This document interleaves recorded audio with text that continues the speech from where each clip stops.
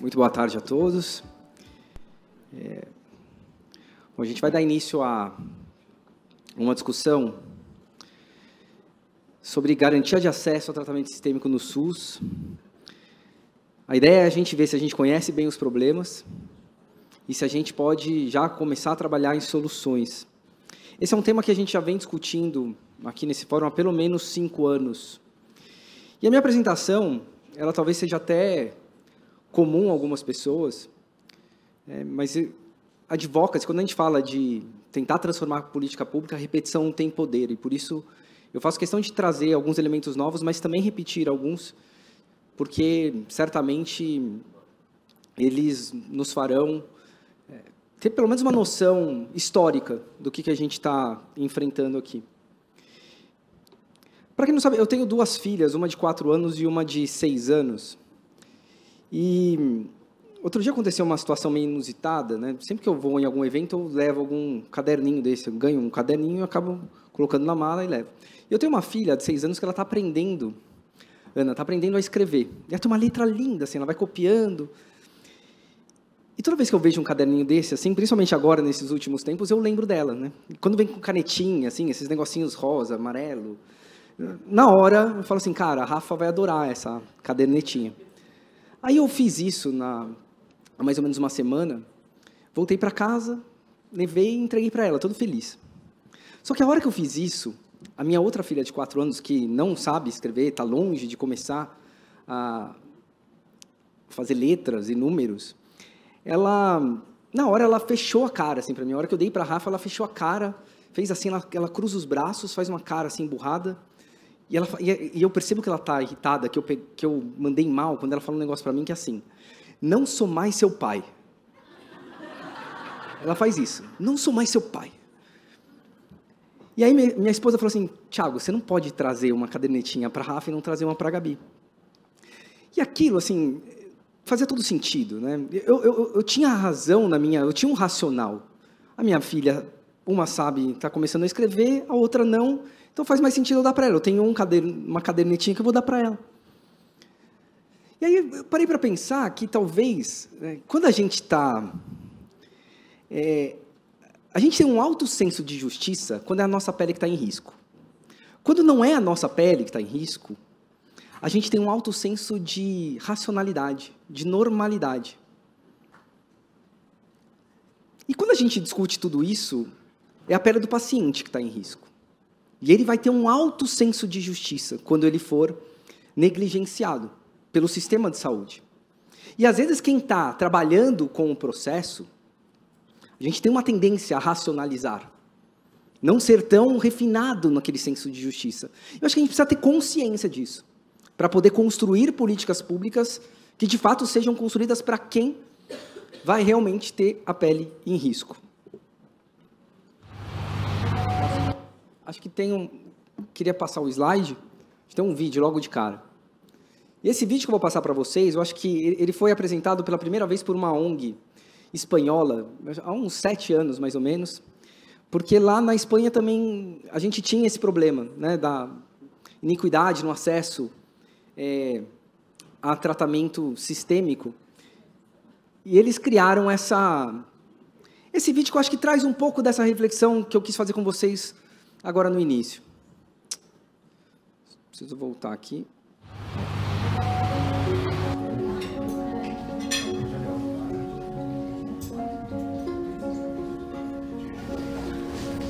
Buenas tardes. ¿Sabe ya lo que va a tomar? Creo que tomaré la lubina al horno. Verá, resulta que en la mesa en la que se ha sentado no se pueden pedir todos los platos de la carta. Está de broma. No, solo se pueden pedir esos platos en las mesas rojas y usted está en una blanca. No me lo puedo creer. Entonces, ¿qué puedo tomar? Dígamelo. Al valorar los resultados de las pruebas, este es el tratamiento más adecuado.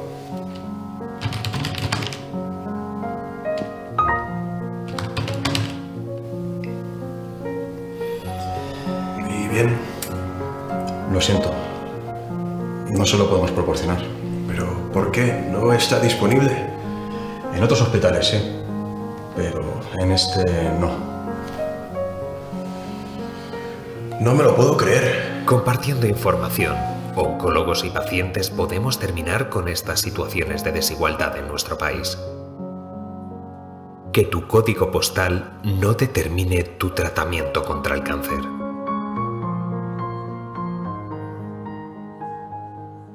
Se a gente está vivendo aquilo, a pele em risco, e é o nosso código postal que supostamente vai dizer se a gente vai ter acesso a um tratamento ou não. Aqui no Brasil, a gente tem mais de 300 hospitais habilitados em oncologia no SUS. Existe um manual de oncologia, isso aqui principalmente para faturamentos, não sei se todos conhecem, mas ali traz um esclarecimento de como é que as coisas devem funcionar. Não precisem ler tudo, eu vou só chamar a atenção a alguns aspectos, mas ele fala que tem alguma relação, 6 medicamentos mais ou menos, que o Ministério da Saúde faz a compra centralizada, e fora esses medicamentos, fornecimento de medicamentos antineoplásicos ocorre por meio de programa de... Ele não ocorre por meio desse sistema de entrega de medicamento por parte do Ministério da Saúde. Lá embaixo diz que... Esse negócio não é tão preciso. Cabe exclusivamente ao corpo clínico do estabelecimento de saúde credenciado e habilitado em oncologia a prerrogativa e a responsabilidade pela prescrição conforme a conduta dos hospitais. E ali embaixo, grifado também, diz lá, os hospitais são responsáveis pela aquisição e fornecimento dos medicamentos por eles mesmos padronizados.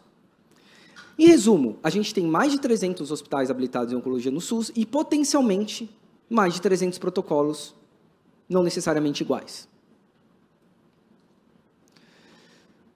Costumo, quando eu apresento esse assunto, falar assim, imagine que você recebeu um diagnóstico de câncer de pulmão de células não pequenas com uma mutação genética EGFR, pudesse escolher qualquer hospital do Brasil para vocês serem tratados, qualquer hospital habilitado em oncologia no SUS. É sempre mais difícil, porque a gente tem 300 opções, fica mais difícil de decidir. Mas se eu falasse para vocês, escolham um desses estados que vocês pudessem, enfim, ser tratados. São Paulo, Rio de Janeiro, Minas Gerais, Pará ou Pernambuco. Normalmente, quando eu pergunto, as pessoas começam a associar. Talvez Barretos, em São Paulo, ICESP em São Paulo, INCA fica no Rio de Janeiro. Talvez algumas pessoas que moram em Pernambuco falam Pernambuco. Pará, quase ninguém fala do Pará. Qual que é o racional para tomar essa decisão? A gente teria que ter alguns elementos, alguns critérios. Desfecho. O ideal seria o desfecho. Cara, o paciente que tem câncer de pulmão, células não pequenas, com mutação genética e GFR, onde que ele vive mais? A gente não tem esse dado. Você quer pegar dado, sei lá, um pouco mais... Protocolo do hospital. Vamos ver o protocolo do hospital. Já que se eu entendo um pouco mais, eu posso analisar o protocolo do hospital. Isso não é transparente. Você quer nível de infecção hospitalar. Nem isso hoje a gente consegue ter de forma muito prática. Nem seria, talvez, um indicador tão preciso para a gente tomar essa decisão, mas isso a gente não consegue. A gente vive ainda um processo de construção de transparência nos nossos indicadores. Em 2013, foram incorporados 2 tratamentos para câncer de pulmão, justamente esse tipo específico que eu mencionei para vocês. E ele foi incorporado, notem bem ali, por esse modelo de assistência oncológica, que o hospital recebe um valor, e com esse valor ele trata o paciente. E ele mesmo padroniza o que ele vai fazer, baseado no valor que ele recebe. E quando esses tratamentos foram incorporados, não houve alteração do valor que o hospital iria receber todo mês. Para vocês terem uma ideia, o valor que o hospital recebia e continuou recebendo todos os meses é de R$ 1.100 mês paciente, enquanto ele precisasse dessa terapia sistêmica. Na época em que esse tratamento foi incorporado, aqui o que eu vou mostrar para vocês é um trecho do relatório da Conitec, diz lá que dos 2 medicamentos o valor ficaria em torno de R$ 3.000, R$ 2.900 e o outro R$ 2.500. Na época a gente pensou assim, como é que o hospital vai dar esse... Né? Como é que o hospital vai fazer? Porque ele recebe 1.100 e vai ter que oferecer um tratamento que custa, na melhor das hipóteses ali, 2.500, 2.400. E teoricamente não, esse valor que o hospital recebe, esses 1.100 que ele recebe, não é só para comprar o remédio. É para pagar todo o custo indireto que ele tem com aquela infusão. Os profissionais, o pessoal da limpeza, equipo, seringa, luva cirúrgica, enfim, tudo. Na época, o Oncoguia perguntou para o Ministério da Saúde como é que ele esperava que os hospitais pagassem essa conta. E a resposta que eu trago aqui para vocês foi mais ou menos o seguinte, olha, os valores apresentados pelos demandantes foram realmente na ordem ali de 2.900 ou 2.300. Apesar do valor menor da PAC, apenas 5% dos pacientes com câncer de pulmão são elegíveis para esse tratamento, pois os estudos demonstraram que há vantagens no uso destes medicamentos para os pacientes nessa situação. Os outros 95% fazem uso de uma quimioterapia paliativa com custo aproximado de R$150. Eu lembro quando eu li isso, eu pensei assim, caramba, se é assim, será que antes estavam pagando mais para fazer menos? Porque se antes custava 150, por que pagavam 1.100? Será que todo o custo indireto era de 1.100? Mas, de qualquer forma, teve uma variável nova. Que seja verdade isso, 5% de pacientes com câncer de pulmão, será que fica realmente elas por elas? A gente ficou muito nessa dúvida, porque poderia ser verdade. Só que a gente não sabe. Será que dá para pagar? E será que os hospitais estão, de fato, dando? Essa era a grande incógnita. Será que os protocolos são equivalentes? Foi a primeira vez que a gente começou a se incomodar com esta questão. E aí a gente foi pedir, via Lei de Acesso à Informação, com base nesse dispositivo, que era uma portaria que trata de contratualização, que diz lá que, quanto ao eixo da assistência, compete aos hospitais utilizar de diretrizes terapêuticas e protocolos validados pelos gestores. Se precisam ser validados pelos gestores, concordam comigo que o gestor tem que ter acesso a esses protocolos? Se ele tem que ter acesso, eu vou perguntar, então, para o gestor, que deve ter acesso a um número maior de protocolos, já me entrega tudo de uma vez. Nós perguntamos para o Ministério da Saúde e pedimos para ele a relação de protocolos. E aí a gente recebeu primeiro essa resposta, que em relação aos protocolos, o Ministério não possuía guarda e sugeriu que a gente perguntasse, que a gente pedisse para o gestor local. O gestor local pode ser, nessa hipótese, tanto o gestor estadual, dependendo do vínculo do hospital, ou o gestor municipal. A gente foi perguntar, então, para o Estado de São Paulo. Pode mandar para a gente cópia dos protocolos para a gente poder fazer uma análise e verificar se eles são equivalentes? E aí, basicamente, diz aquele mantra que os hospitais credenciados no SUS são responsáveis pelo fornecimento de medicamentos, que eles livremente padronizam, adquirem, fornecem, etc., etc. Diante do exposto, recomendamos que a solicitação seja feita direto para os hospitais. Só lembrando que grande parte dos hospitais são filantrópicos, e quando você quer uma informação de um hospital filantrópico, você tem que pedir para o gestor, para o qual ele é vinculado. Então, não posso pedir direto, via Lei de Acesso à Informação, para o hospital filantrópico, mas sim para o gestor. No município, as informações que estão sendo solicitadas não estão sob guarda da Secretaria Municipal de Saúde, são de guarda exclusiva do CACOM, que, por sua vez, não tem obrigação legal de fornecer esse tipo de dados à Secretaria Municipal da Saúde. A portaria diz que o gestor tem que validar. Como é que ele vai validar se ele não tem acesso ao protocolo? Aqui, outra coisa chamou a atenção, ninguém sabe de nada, ninguém está monitorando nada, ninguém sabe exatamente se os hospitais oferecem tratamentos minimamente razoáveis, aquilo que foi preconizado pelo próprio Ministério da Saúde. E a gente foi atrás, fomos indo lei de acesso à informação por lei de acesso à informação, hospital por hospital, e aí construímos esse estudo que ficou conhecido como Meu SUS é diferente do seu SUS, que basicamente diz lá que a grande diferença no padrão de tratamento sistêmico para os 4 principais tipos de câncer. E aí eu trago aqui só alguns recortes, né? Se você escolheu Pará, do único hospital que a gente conseguiu ter acesso, e tem 2 ali, está acima do preconizado pelo Ministério da Saúde. Se você fosse se tratar em Pernambuco, acima do preconizado pelo Ministério da Saúde, acima do preconizado, oferece além daquilo que o Ministério incorporou. Em 3 centros, dos 3 analisados. Minas Gerais, abaixo da DDT. 3 hospitais listam disponibilidade apenas de medicamentos que já são ultrapassados. São Paulo e Rio de Janeiro. São Paulo você encontra de tudo. Você encontra abaixo, igual e acima do preconizado pelo Ministério da Saúde. No Rio de Janeiro, a maioria não dispõe do que foi incorporado pelo Ministério da Saúde. Estatisticamente falando, seria melhor escolher o Pará ou Pernambuco.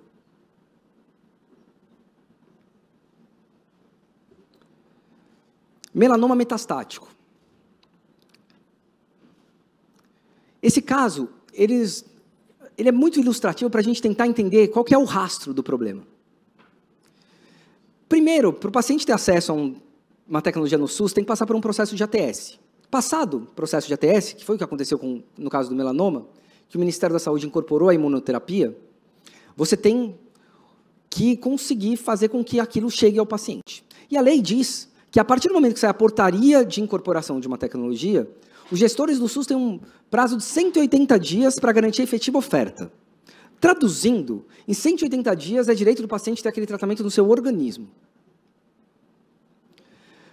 Quando foi incorporado, em 2020, consta lá que a incorporação se deu pelo modelo de assistência oncológica, ou seja, aquele modelo que o hospital recebe um valor e é o próprio hospital que entrega o tratamento.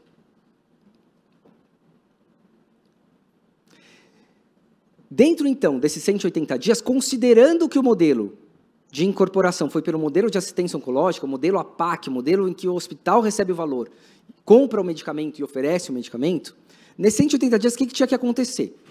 Teoricamente, a atualização da DDT, que, na minha opinião, não é nem uma etapa obrigatória, porque a lei diz que a dispensação deve acontecer a partir da data da publicação da portaria de incorporação. O ideal é que haja uma atualização da DDT, mas ela não é um requisito obrigatório para a efetiva oferta. Você tem que atualizar, obviamente, o valor do procedimento, se perceber que o custo daquela nova variável é muito acima daquilo que vinha sendo praticado, e os hospitais têm que adquirir, tem que dar tempo para o hospital adquirir. Tudo isso teria que acontecer no prazo de 180 dias. É diferente, eu risquei essas outras partes, que aquilo é o que normalmente acontece com aqueles medicamentos que fazem parte da assistência oncológica, que é o Ministério da Saúde, que ou financia e adquire, ou financia e o Estado adquire. Né? Ali você tem que ter pactuação em CIT, processo de aquisição, normalmente com licitação, tem toda a logística. Né? No caso da oncologia, não. Essas etapas, pelo modelo de assistência oncológica, não existe. Olha que interessante aqui, seguindo o rastro, o custo que a Conitec analisou quando fez a incorporação, quando fez a análise de incorporação, ela analisou um custo como se a compra fosse centralizada. Os demandantes ofereceram um preço abaixo do preço de mercado, mas eles ofereceram um preço assim, olha, se você comprar só de mim, eu te faço por esse valor. No caso de um medicamento foi mais ou menos 20 mil, quase 21 mil, arredondando, os dois medicamentos ficaram em torno de 20 mil reais. E ali tem algumas comparações, olha, um PIB per capita daria 4, aqui esses PIBs a gente vai ver mais para frente numa outra mesa, a gente já está falando sobre limiares de custo-efetividade. Se a gente fosse considerar um limiar de custo-efetividade quali de 3 PIBs, seria custo-efetivo se um medicamento custasse 11 mil e o outro 12 por mês ali, né? Um custo mensal de tratamento de 12 mil por mês. Só que o que foi apresentado pelos laboratórios foram 20 mil. Fizeram análise com base nisso, pensando em compra centralizada, o valor do procedimento era de R$ 1.080, logo, depois você tinha que ter uma atualização no valor do procedimento, e no mínimo, vamos pensar, aqui teria que ter algum lastro ali com aqueles 20 mil.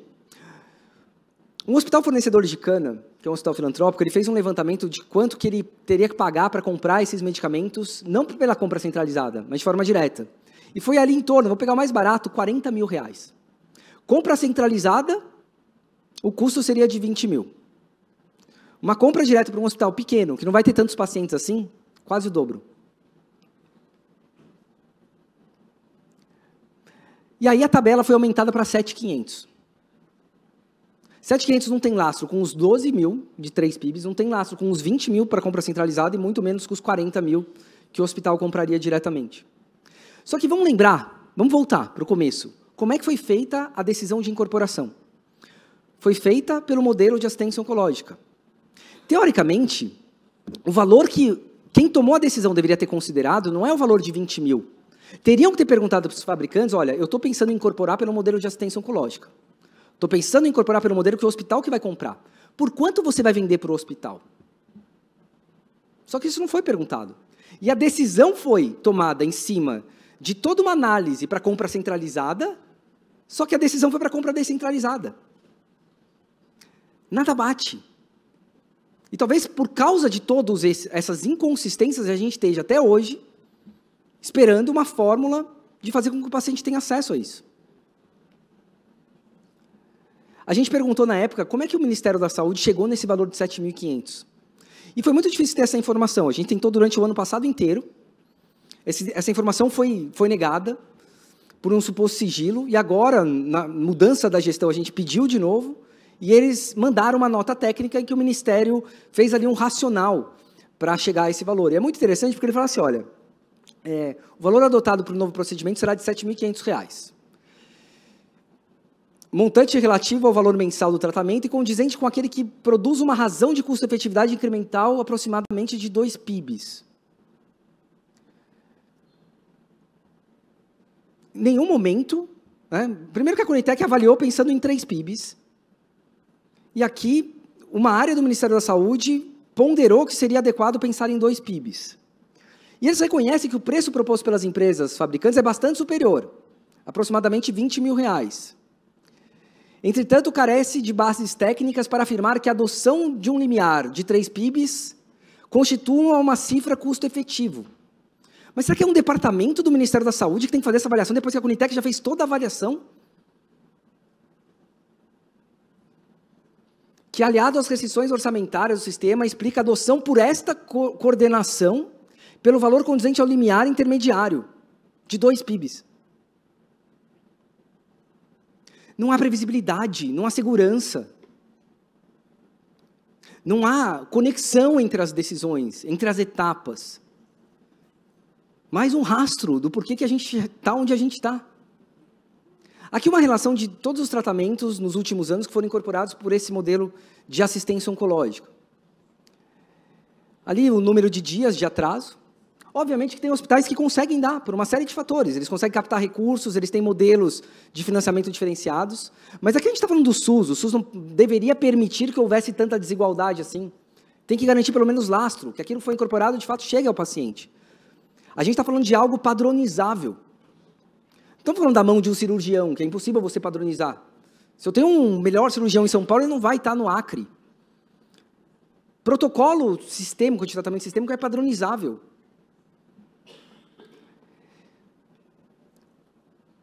A gente tem um monte de propostas, né, que foram discutidas ao longo dos últimos anos. Tem esse relatório do GETATS, do grupo de trabalho constituído pelo CONSINCA. Tem projeto de lei apresentado a partir desse relatório do GETATS. Tem um trabalho também exaustivo feito pela Fundação Dom Cabral, que traz ali uma série de diretrizes, quando caberia compra centralizada, quando caberia compra descentralizada. E apesar de tudo isso, até julho do ano passado, a gente teve uma nota técnica do Ministério da Saúde dizendo assim, olha, é equivocada a tese adotada por algumas organizações não governamentais, acadêmicos, operadores de direitos, etc., de que a padronização e aquisição resultam em iniquidades no acesso. Não havia o reconhecimento do problema. Por 5 anos a gente discutiu esse assunto e não havia, e a gente ficava tentando convencer de que o problema existia. Felizmente, como a gente viu ontem, né, na apresentação do Fernando, o Ministério já reconhece que o problema existe. Reconhecendo que o problema existe, reconhecer que o problema existe é a primeira etapa para a gente poder enfrentá-lo. E diversas propostas já estão na mesa. Recentemente até a SBOC apresentou uma proposta aqui fiz questão aí de destacar que o negócio está reconhecido, que a gente não precisa mais se preocupar com isso. Uma tentativa, assim, um pontapé inicial de um algoritmo de como é que a gente poderia optar por compra centralizada e por compra descentralizada. Isso aqui é uma ideia inicial, que certamente vai poder ser aprimorada. Mas, por exemplo, se um tratamento tem um único fabricante, será que a capacidade de negociação do Ministério não é muito maior? Nesse caso, você faria uma compra centralizada. Se é um único fabricante, o tratamento com duração média até 1 ano, eventualmente, dependendo do valor, pode ser interessante fazer compra centralizada. Por que até 1 ano? Porque a licitação, normalmente, ela dura 1 ano. Se você tem 2, 3 medicamentos no mercado, e aí você faz 1 ano de licitação de um tratamento, o paciente já está tomando aquele. Aí no ano seguinte você faz a licitação e ganha um outro tratamento, será que é adequado fazer essa intercambialidade? O paciente já fez ali todo o manejo de efeitos colaterais, será que faz sentido você fazer essa troca? Será que não é muito arriscado? Se durar mais de 1 ano, talvez seja interessante o hospital mesmo fazer essa gestão, mas obviamente que ele vai ter que ter lastro para isso. E aí uma série de coisas precisam acontecer para garantir que a compra descentralizada faça chegar ao paciente. Primeiro, o hospital tem que receber o valor adequado para ele poder tratar. E não é só o valor do tratamento, é o valor do tratamento e o custo que ele tem para poder oferecer aquele serviço. Na própria decisão de incorporação, já tem que ter essa negociação. E, obviamente, a hora que você incorpora e dá lastro, você tem que exigir e obrigar que o hospital ofereça. O hospital não pode ter a liberdade de dar se quiser. Principalmente se algo foi incorporado e tem um público elegível muito bem definido. Eu vou concluir, já chamar os nossos próximos participantes dessa mesa, mas eu acho que essa tabela e aquele esboço de algoritmo pode começar a nos ajudar a pensar. Se você pegar, por exemplo, e aqui é só uma reflexão, você pega os inibidores de ciclinas, que você teve a incorporação de 3 moléculas, ali, de 3 medicamentos, não é único fabricante. tratamento dura mais do que 1 ano. Ele poderia entrar eventualmente na compra centralizada, descentralizada. Só que aí você precisa garantir que o hospital tenha pelo menos o valor daquele que é mais barato. No processo de avaliação de tecnologia, você teve um fabricante que falou assim, olha, eu vou fazer por este preço, se a compra for centralizada ou descentralizada. Ali, talvez esse seja o caso mais fácil da gente resolver. Pelo menos para já criar um piloto. Porque você tem compromisso público de fazer. Nenhum hospital vai poder pagar mais do que aquilo. E se na prática isso acontecer, acho que pode até envolver algum tipo de denúncia no CAD, porque abuso de poder econômico. O hospital, sabendo que vai pagar no máximo aquilo, é possível você criar um valor com lastro. No caso, por exemplo, um caso que eu acho que é um pouco mais difícil, pembrolizumab, nivolumab, imunoterapia para melanoma, você tem 2 tratamentos. Teoricamente, ele entraria no descentralizado, só que o valor é muito alto. O valor do custo é muito alto. Se é muito alto, talvez impacte no teto do hospital. O hospital tem um máximo que ele contratualiza todo mês e se chegar no teto, o hospital não recebe mais que aquilo. Então, esse é um caso que eu acho que é um pouco, a gente precisa estudar mais. Mas, teoricamente, ele poderia entrar na compra descentralizada também, desde que haja lastro. Tratamentos que são de um único fornecedor, trastuzumab e entanzina, por exemplo, já me parece mais adequado entrar no modelo. Até porque toda a análise dele foi feita a partir do preço proposto para compra centralizada. Se você for fazer para compra descentralizada, vai ter que rever o preço, porque o preço ali que foi definido e que tornou aquilo custo efetivo, não foi para esse modelo. Coisas para a gente pensar. A partir disso, eu gostaria, então, de chamar para a gente dar continuidade.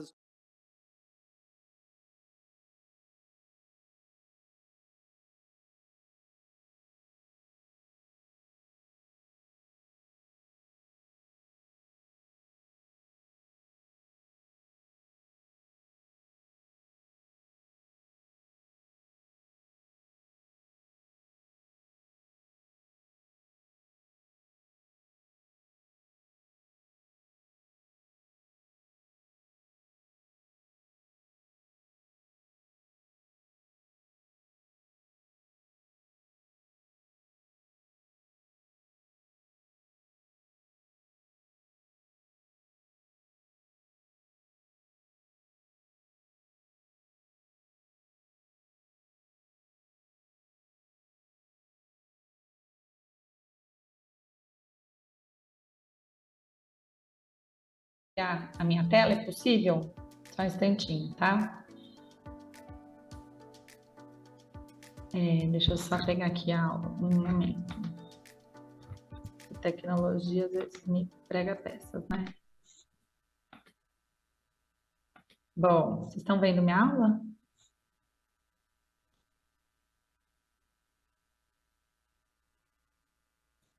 Thiago, você está me ouvindo? Sim, estou te ouvindo sim, Paty. A gente está vendo sua tela. Então tá bom. Bom, então tá bom. Como o Thiago falou, eu sou médico oncologista aqui no interior de São Paulo. Eu atendo, né, o nosso grupo faz a coordenação tanto da Santa Casa de São Carlos quanto de Araraquara. E eu atendo também na saúde suplementar, então eu vivo a angústia de ter, né, de ter os pacientes nos 2 cenários e passo a maior parte do meu tempo trabalhando no ambiente do SUS, né? Então, assim, a minha missão, não vou trazer grandes respostas, mas é mais para trazer algumas descontentamento, como o Thiago já pontuou, né? Então, o que os hospitais podem fazer?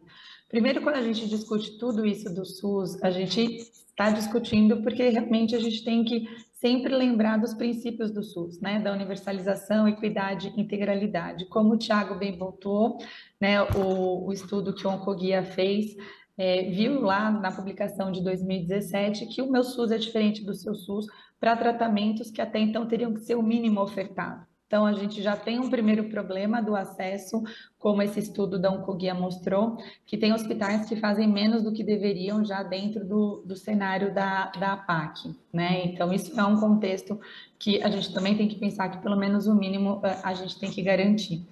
A gente sabe que a dificuldade do SUS é o financiamento, né? Hoje o SUS, não só na oncologia, mas é uma tentativa diária de conseguir pagar o que você produz, né? Você tem a questão do financiamento com a produção, você tem outras possibilidades de incremento, como orçamento público, incentivos, programas filantrópicos, investimentos externos, a dupla porta e emendas parlamentares, mas isso não é uma realidade da maioria dos hospitais, né? E digo dos hospitais que eu atuo, não é tão simples você conseguir, e às vezes a gente vê um hospital muito próximo conseguindo um monte de emenda e o do lado não conseguindo quase nada, então isso gera também muita angústia. Então, esse cenário ideal não é o que acontece na prática também, tá? Só pontuando conceitualmente, rapidamente, então a gente trabalha com o sistema de APACs, né, que é desde 2007, que é um valor fixo mensal, por CID, por estádio clínico de doença, que o NAPOM e o CAPOM devem fornecer o tratamento com total autonomia de acordo com os manuais e diretrizes, que é o dogma que eu também falo que como oncologista eu não suporto ler, porque me dar autonomia sem dar dinheiro para pagar o remédio é a mesma coisa que nada, né? Então não adianta falar que eu posso fazer o que eu quiser, sendo que eu não tenho como fazer o que eu quiser, né? E nem acho que a gente tem que fazer o que quiser, acho que a gente tem que se basear em protocolos, em critérios, porque a gente está pensando numa saúde para um país inteiro, né? Um interessante da PAC que mudou ultimamente, que causou uma série de trabalhos, mas o negócio deu certo, foi começar a acrescentar qual remédio você está usando naquela indicação. Isso acho que permite, obviamente esperamos que permita que seja feito um monitoramento, ou idealmente seja feito um monitoramento de pelo menos o que está sendo ofertado para cada tipo de protocolo, né, de código. Como o Thiago falou, a PAC não paga só o remédio, né? Tem tudo isso dentro da PAC, consulta, insumos, limpeza, capela, impressos, tudo, e tudo aumentou de preço, e a gente está falando aí de tratamentos que não tenham reajustes pelo menos 10 anos. O problema da PAC também é que ela é tratamento mensal e não por ciclo, então, principalmente no caso do que o Thiago pontou do melanoma, por exemplo, é a cada 21 dias. Então, o custo mensal acaba ficando lá em torno de 40 mil, porque você faz 2 aplicações em alguns meses, né? E aí você tem também as diretrizes do Ministério, que tem algumas que não foram atualizadas, apesar de muitas novas incorporações pela Anvisa, né, no país, de novos medicamentos, e a questão realmente de você falar que tem autonomia sem o laço para isso, né? Existe um modelo de compra centralizada, desculpa o slide um pouco poluído, mas realmente, como o Dr. Rafael falou na apresentação dele, é uma coisa que existe, que funciona, apesar de alguns percalços, mas que funciona, né? Então, existem alguns medicamentos que são liberados aí nesta compra centralizada e são distribuídos para os hospitais de acordo com critérios bem estabelecidos. E isso é um modelo que já existe. Então, para algumas drogas incorporadas, como o Thiago falou, talvez pensar quais poderiam ser, poderiam entrar aí nesse modelo, né? A gente vê naquelas drogas incorporadas que você tem desde comprimida até imunoterapia, o que muda um tanto a questão de logística, né? Os medicamentos termoláveis a gente tem que ter muito mais cuidado, e eu estou falando de cuidados que já aconteceu conosco, por exemplo, de chegar uma geladeira cheia de trastuzumab fora totalmente da temperatura, né? E a gente não pode receber essa medicação. Então, quantas vezes isso já não aconteceu em outros lugares, né? Então, a logística também não é tão simples, mas concordo com o que o Dr. Rafael falou, as empresas e as indústrias também que se envolvam na logística da distribuição do seu medicamento, né? Eu acho que todas as decisões, elas têm que ser compartilhadas e colocar todo mundo, né, no jogo para ajudar a achar essa solução. Como não estamos tendo solução para muitas coisas na oncologia, aumentou-se muito a judicialização, não só na oncologia, mas na saúde como um todo, né? Na década de 90, ela era basicamente restrita a medicamentos antirretrovirais. Aí, relatos assim, até 2015, os gastos passaram de 70 milhões para mais de 1 bilhão. Hoje, em 2020, esses gastos já passaram de 2 bilhões com judicializações na área de saúde. A judicialização, concordo com o que já foi falado, não é a solução, né? Ela é uma solução emergencial para o problema pontual, mas ela não resolve o problema como um todo, pelo contrário, né? Ela vai onerar, ela vai bagunçar completamente o planejamento, né, da saúde dos gestores públicos. Não compre em escala, você não controla o estoque, você não negocia preço, logo você aumenta os custos. Então, não faz sentido, mas ao mesmo tempo, a falta de solução tem empurrado todo mundo para ir para a judicialização, né? E como que acontece isso aqui conosco? Nós não partimos para a judicialização, mas a judicialização já chegou e vem por fora, por outros serviços e por os outros médicos. A gente não partiu mais por uma questão de estarmos tentando organizar esse processo internamente, principalmente para aquelas drogas não incorporadas, até que não haja talvez uma solução do país como um todo, e é isso que nós participamos ativamente para tentar solucionar. Mas enquanto isso o paciente está vindo, eu vejo o paciente toda semana e eles têm informação e eles têm o direito, né?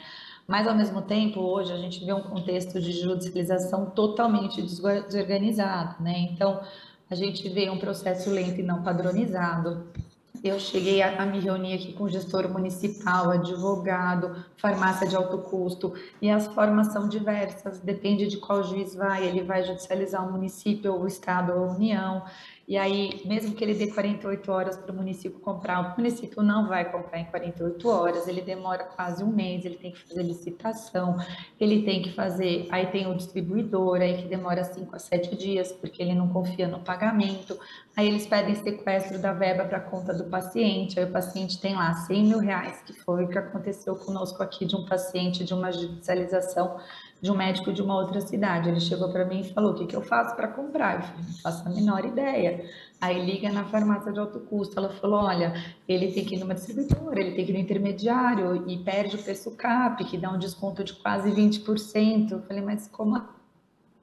Então, são muitos problemas para a judicialização, né? Então, hoje, no que já existe de judicialização, que já chega por intermédio de outros profissionais, a gente está tentando organizar o fluxo, como pedir, como comprar, mas é um processo muito lento, porque isso tem muitas variáveis, né?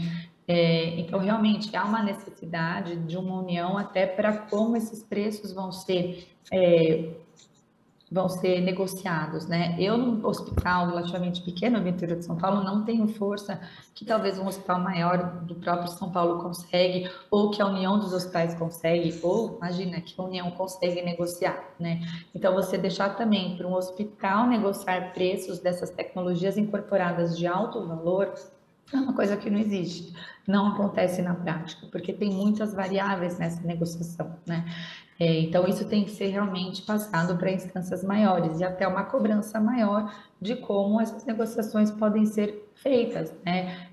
A indústria tem maneiras de fazer maiores descontos, a gente consegue essas informações baseado também na conversa com outros hospitais, então precisa juntar essas forças e instâncias maiores para ter essa negociação também junto à indústria dos preços, né? O custo do tratamento do câncer no Brasil aumentou exponencialmente, né, de 7 vezes em 16 anos para 3,3 bilhões em 2015, né, e 2/3 somente por conta aí da quimioterapia.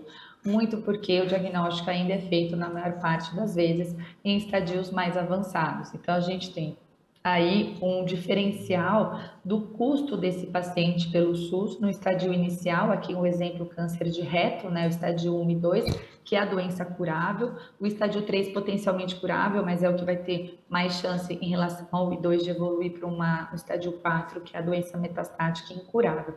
Então, além de custos, nós estamos falando da importância dessa prevenção na cura dos pacientes, né? Então, isso também é algo, fugindo um pouco do tema, mas com uma importância no geral em relação ao que os hospitais podem fazer para ajudar também os pacientes, que isso é um papel do NACONCACOM também, atuar na prevenção. E mais uma vez mostrando aí, é um dado do INCA do ano passado, né, que 2,5 bilhões de reais poderão ser prevenidos até 2030 com políticas aí de prevenção e promoção à saúde, principalmente relacionada à atividade física, alimentação saudável, e se nada for feito para 2040, a tendência é um custo federal em torno de 7,84 bilhões de reais com oncologia, né? Então, isso é muito, muito expressivo. Vou finalizando aqui com a tabela que o Thiago fez, eu sempre roubo essa tabela dele, porque ela explica muito bem a atual situação, né, das medicações incorporadas, quanto tempo isso acontece, e eu, como médica oncologista em 2 hospitais SUS, não consigo fazer absolutamente nada disso, né? A gente consegue uma exceção do gefetinib, porque é um preço que é possível, com negociações, entrar nesse valor da PAC, mas o restante não, né? Aqui o sunitinib, então, com essa PAC de 3.311, ele gira em torno de mais de R$20 mil o tratamento mês, né?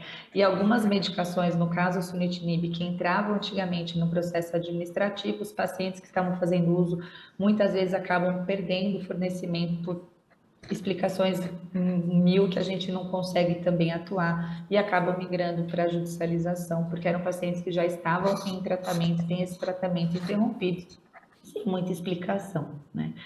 Então, assim, o que podemos concluir? Como eu falei, eu não vou trazer a solução mágica, porque isso já estamos aí há algum tempo pensando e as sociedades mais ainda atuando. É importante, sim, pensar que a judicialização não é a solução de todos os problemas, né? A gente está falando dessas drogas incorporadas, mas existem outras inúmeras drogas na oncologia com impacto em sobrevida, mas eu acho que a gente tem que começar pelo que realmente o Ministério incorporou, né? Se a gente for pensar em cada tumor, em cada droga, eu como médico oncologista não tenho como fazer o discernimento do que eu vou judicializar ou não, por isso que a gente prefere tentar organizar as coisas para seguir os princípios aí do SUS com que o SUS preconiza até então. É claro que a prevenção e detecção precoce e agir na promoção de saúde é extremamente importante. Há uma necessidade de uma uniformidade nos protocolos institucionais, como o Thiago mostrou, cada um pode fazer seu protocolo, as diretrizes do Ministério, algumas estão obsoletas, então acho que é interessante ter comissões, né, estaduais, federais, enfim, que se organizem com uma certa periodicidade para falar, bom, pelo menos esse é o mínimo e vamos lutar por isso e ter estratégias para que isso aconteça. Os reajustes na PAC é sempre discutido por conta dos preços do resto que não continua subindo, né? E realmente a padronização dos preços com a indústria, né? A União vai ter mais força, uma compra centralizada, uma compra descentralizada, negociações com a indústria de órgãos mais fortes, não deixar para o hospital, né, do interior ou de outros interiores ou de outros estados, tentar uma negociação que ele não vai conseguir um preço favorável, né?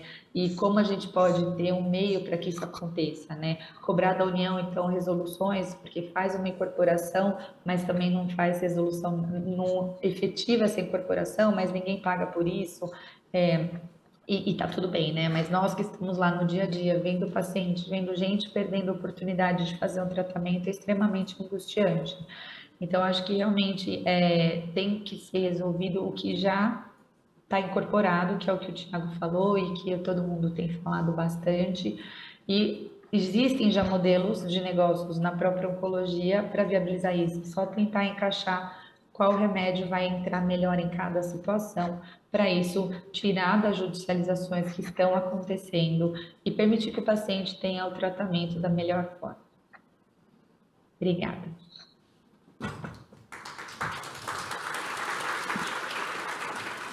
Muito obrigado, Patrícia. Bom, você fica aí com a gente para o debate um pouquinho mais para frente. Agora, eu gostaria de chamar para falar um pouco como tem sido o acesso na prática.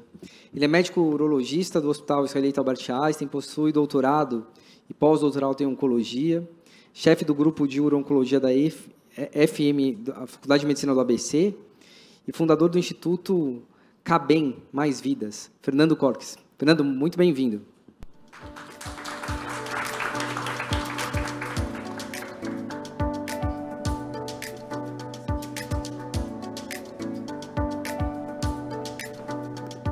Boa tarde a todos. É uma honra enorme estar num evento que, sem dúvida nenhuma, emana uma energia aqui que a gente vai, aos poucos, com um trabalho de formiguinha, fazendo o nosso país ser cada dia um pouco melhor. E, em especial, parabenizo a Luciana por toda a organização e todo o teu time.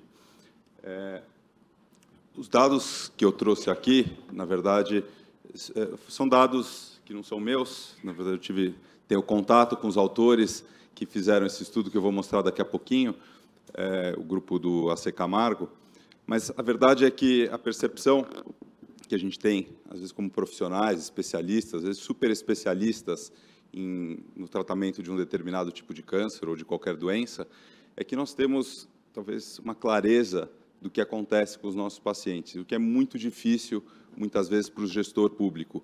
O gestor público, ele vê a saúde do ponto de vista macro, a oncologia, sem dúvida nenhuma, hoje é um tema extremamente relevante, tanto do ponto de vista de incidência e prevalência das doenças, como também do ponto de vista econômico, mas especificamente o que acontece com o tratamento de cada doença é muito difícil um gestor público, um legislador, perceber, e geralmente essa percepção vem quando chega perto, quando tem algum parente, algum conhecido que padece daquela doença, aí muitas vezes a gente entende, né, e esses gestores, esses legisladores entendem as dificuldades, o que acontece em relação a essas doenças. E acho que o papel que eu percebo, e muitos de nós percebem, de talvez ajudar a gerar informações. O Thiago ressaltou muito bem a dificuldade que a gente tem de ter informações em relação a como anda a saúde, o que é feito no nosso sistema público. Na verdade, na Fundação do ABC, a gente tem uma série de equipamentos de saúde que são gerenciados pela Fundação do ABC e a gente tem dificuldade dentro do nosso sistema ver o que é feito e tem disparidades enormes dependendo do município, sendo que a mesma fundação gerencia todos esses equipamentos de saúde. Então, se lá, né, em São Paulo, que é um grande centro, economicamente um centro privilegiado, a gente já percebe essas dificuldades, pelo Brasil afora, a gente vai, conforme a gente vai tendo contato, a gente percebe que a dificuldade é maior ainda. E, um tempo atrás, a gente estava num evento com o ex-ministro Nelson Teich, a Luciana também estava presente, e ele reforçou muito a necessidade que ele sentiu quando assumiu o Ministério da Saúde de ter dados. Assim, a ausência total de informações é brutal. E se a gente não tem informações, é difícil a gente entender o que está acontecendo, é difícil a gente projetar políticas públicas. Então, a gente precisa começar a olhar para o nosso sistema, e talvez não tenha um sistema informatizado único no SUS, não tem, a gente tem, claro, o sistema, o DataSUS, que ajuda a gente a ter algumas informações, mas a gente sabe que são informações de uma qualidade bastante limitada. Então, os protocolos que o Thiago mencionou, do estudo brilhante que a Oncoguia fez de tentar entender o que acontece nos centros do SUS do Brasil, eles são ausentes. Na verdade, para nós que trabalhamos em hospitais públicos, a gente sabe que esses protocolos praticamente inexistem e, na verdade, os casos são tratados e direcionados numa base, muitas vezes, individual. Esse estudo que eu trouxe é um estudo que é extremamente interessante, porque ele resume, numa instituição respeitada, e que tem uma peculiaridade de ter duas portas de entrada. O AC Camargo, de novo, uma instituição que eu não faço parte, mas eles têm dois estudos que eu trouxe aqui que são extremamente interessantes. É uma instituição que ela é privada, ela pertence a uma fundação, e ela atende pacientes do SUS e atende pacientes da saúde suplementar.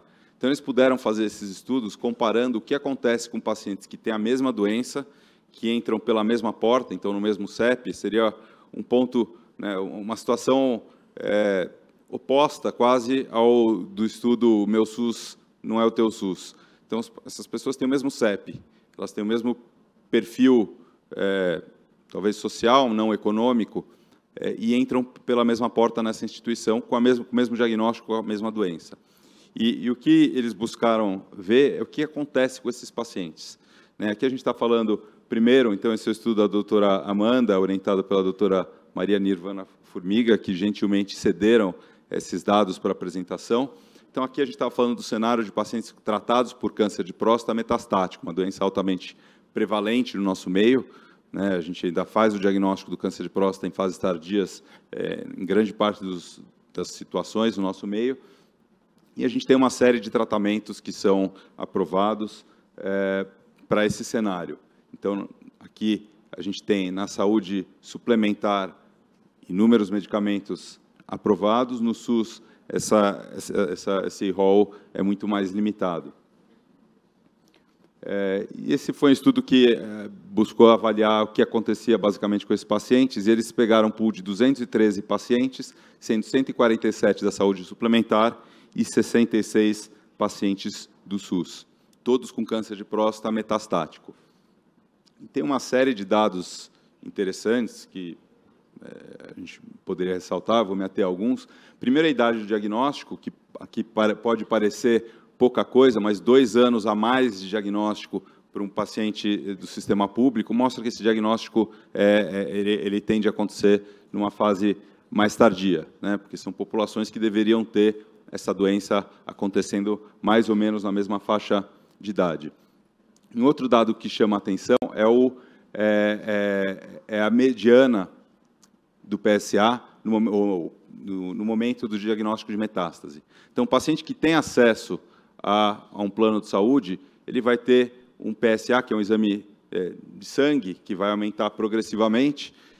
Quando chega em 20, ele vai ter o diagnóstico de metástase. Um paciente que tem acesso ao SUS, ele só vai ter esse diagnóstico quando o exame chega a 100, que é extremamente elevado, né? E isso tem impacto no prognóstico, na chance, no tempo de vida desse paciente e no volume de metástases que esse paciente vai ter, que vai ter uma série de outros impactos, sintomas, no risco de desenvolver fraturas ao longo do tratamento. Então, isso é 5 vezes mais tardio em termos do resultado desse exame.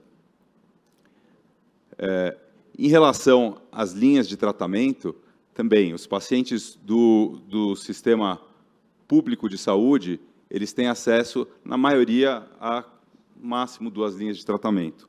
E os pacientes da saúde suplementar, 3, 4, 5 linhas de tratamento. Parece óbvio, né? Um é aprovado no sistema, outro não é aprovado no outro sistema, mas são dados que a gente fala, às vezes como profissionais, é óbvio, a gente nem entende, mas tornar esses números palpáveis faz a gente poder levar os resultados para a discussão, né? E para ver se é justo a gente fazer como no videozinho que foi mostrado antes. E mais do que isso, qual é o impacto desses tratamentos? Isso tem impacto na sobrevida. Aqui a gente está falando de um câncer que tem uma progressão muitas vezes lenta e pode ser bem controlado com os tratamentos que a gente tem. Na verdade, essa situação de um câncer metastático de próstata, uma doença que não é curável atualmente, com a sequência de tratamentos que a gente tem, esses pacientes eles ganharam, na última década, quase 3 anos de sobrevida. Então, os pacientes vivem mais e vivem melhor se fazem tratamentos adequados. Quando a gente compara, nessa instituição, pacientes do sistema público e do sistema privado, a gente vê, aqui esse gráfico mostra melhor, então, em azul, em cima, pacientes que têm um plano de saúde, que têm acesso à saúde suplementar, e embaixo, pacientes que são tratados pelo sistema público. O tempo de vida desses pacientes, o tempo mediano de vida desses pacientes, diferiu em 40 meses. Então, se você tem um plano de saúde, você vai viver 122 meses, 10 anos, com esse diagnóstico. Se você não tem um plano de saúde e tem acesso à saúde suplementar numa instituição de excelência, a tua sobrevida vai ser de 82 meses, 4 anos a menos por ter ou não ter um plano de saúde, tendo a mesma doença. Então, esses são dados que mostram, e esse foi o resultado desse estudo, que foi a tese de doutorado da doutora Amanda. E, além disso, os pacientes do sistema público, eles chegam com doença mais avançada em 30% a mais de vezes do que os pacientes do sistema suplementar. Então, eles chegam mais tarde, demoram mais para ter o diagnóstico, e tendo o mesmo diagnóstico, na mesma situação, eles vão viver 4 anos a menos. E esse grupo trouxe esse segundo estudo que eu mencionei, que ele reproduz também o mesmo desenho de avaliação para pacientes do sistema suplementar, do sistema público, avaliando o tratamento de câncer de rim, que é um tumor que também tem um crescimento lento. A gente tem medicações aprovadas, a gente viu nos slides da doutora Patrícia aqui o sunitinib e o pazopanib, que são medicações aprovadas. Em teoria, a grande maioria dos hospitais do sistema público de saúde não fornecem essas medicações para os pacientes do SUS com câncer renal metastático. E também, nessa situação, a gente vê o mesmo cenário. Ou seja, se você tem um plano de saúde, você vai viver mais e vai ver melhor o tempo de vida que você tem. Então, esses são dados que eu acho que ajudam a gente a ilustrar, né, o que muitas vezes a gente diz, a gente repete, mas que a gente tem quase que um lapso de dados no nosso país. Então, acho que a nossa função, muitas vezes, como médicos especialistas, é tentar juntar esses dados para promover a discussão e tentar auxiliar no fomento de políticas públicas.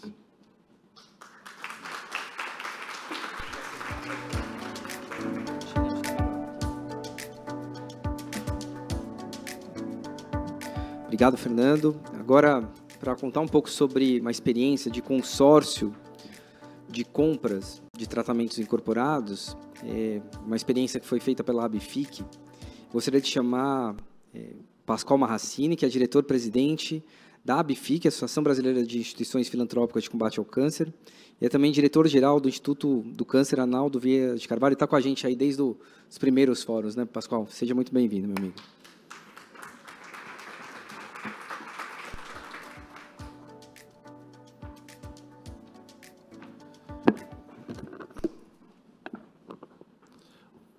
Boa tarde a todos, todas. Eu gostaria de agradecer a Luciana pelo convite, mais uma vez, de estar presente aqui. E antes de dar início à minha apresentação, me permita, Tiago, falar que o Rafael falou de avanços, né? Olha, eu confesso que pouco se avançou em oncologia nos últimos anos. Eu acho que houve mais retrocesso do que avanço. Infelizmente, essa é a nossa realidade. Ele falou de regulação, eu acho que ele foi muito perfeito quando ele tocou nesse assunto da regulação.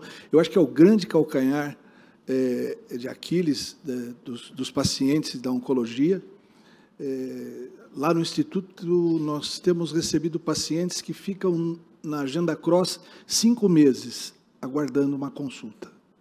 Isso é inaceitável hoje no país, né, dentro de um sistema único de saúde. Não é possível que um paciente perambule. Sem contar que nós estamos vendo casos lá de pacientes saindo da cidade de Ubatuba, indo fazer radioterapia em Sorocaba, passando por Mogi das Cruzes, Taubaté, São José dos Campos, Guarulhos e São Paulo, que tem serviço de radioterapia. Então, é outra coisa também que... Desculpe o desabafo. Bom, eu vou falar um pouquinho de um processo que a ABFIC desencadeou aí desde o ano passado. Mais precisamente, nós começamos esse processo em agosto de 2022, que é um consórcio de compras centralizadas entre os nossos associados da ABFIC.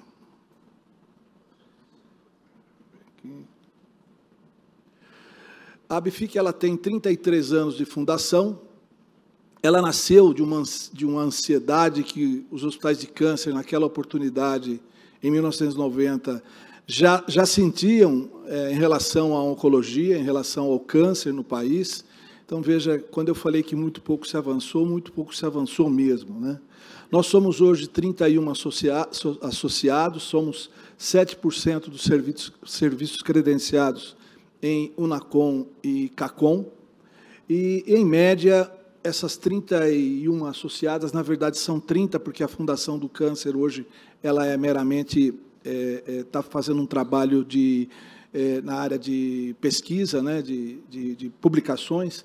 Então, em média, quase que 30% dos atendimentos aos pacientes do Sistema Único de Saúde são realizadas por essas 30 entidades.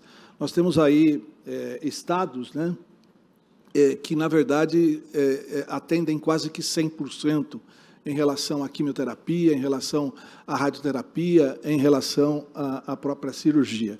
Nós estamos em 17 estados do Brasil, e dessas 31 associadas, 3 associadas são 100% SUS.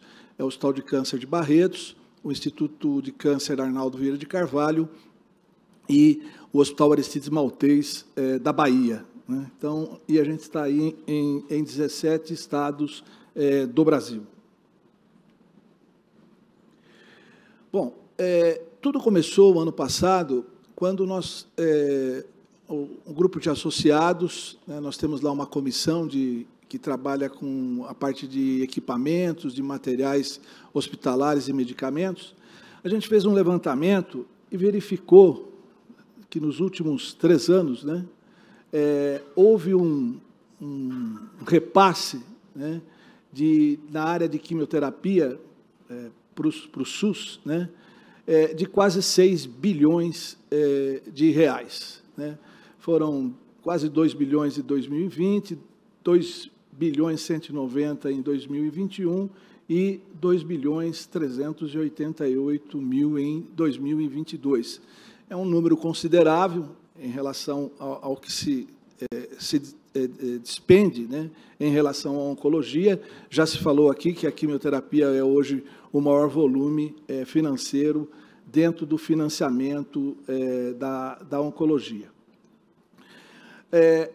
Aí nós fomos fazendo um levantamento e, em 2022, foram 3 milhões e 800 mil aplicações de quimioterapia, segundo os dados do DataSUS. Se a BIFIC foi responsável por 26% dessa produção, né, então nós chegamos aí que essas associadas elas receberam por volta de 600 milhões. E foi aí que o grupo começou acendeu lá uma luz vermelha, né? Por que nós não unimos, por que a gente não faz um trabalho de buscar esses medicamentos através de uma compra centralizada?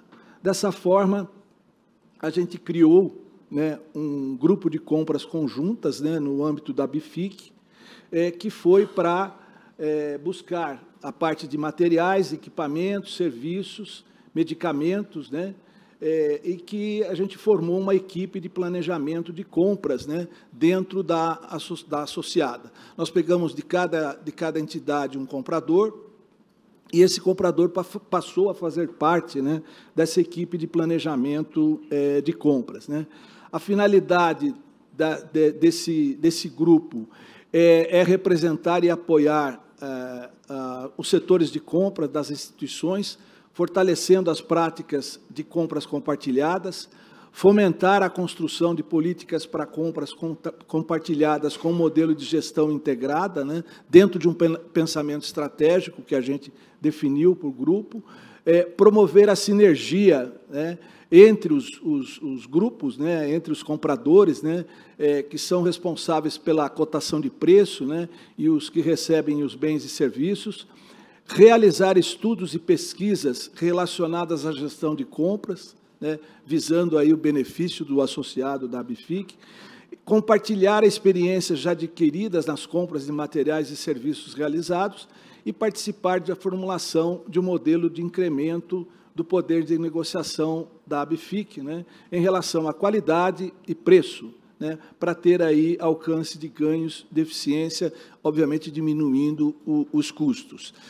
Para fazer esse trabalho, a gente não impôs que as associadas fariam através de um termo de adesão livremente, não houve nenhuma imposição, todas vão ter que participar. Hoje nós estamos com 10 associadas participando desse grupo, e para que o grupo tivesse sucesso, né, os compradores passaram a se reunir e passaram a trocar preços, né, quanto que você paga desse produto, quanto que você está pagando desse, e a gente viu na primeira etapa, né, na primeira cotação que foi feita, nós vimos aí que haviam realmente distorções grandes, né, às vezes de 30%, 40%, que se pagava entre uma ou outra instituição.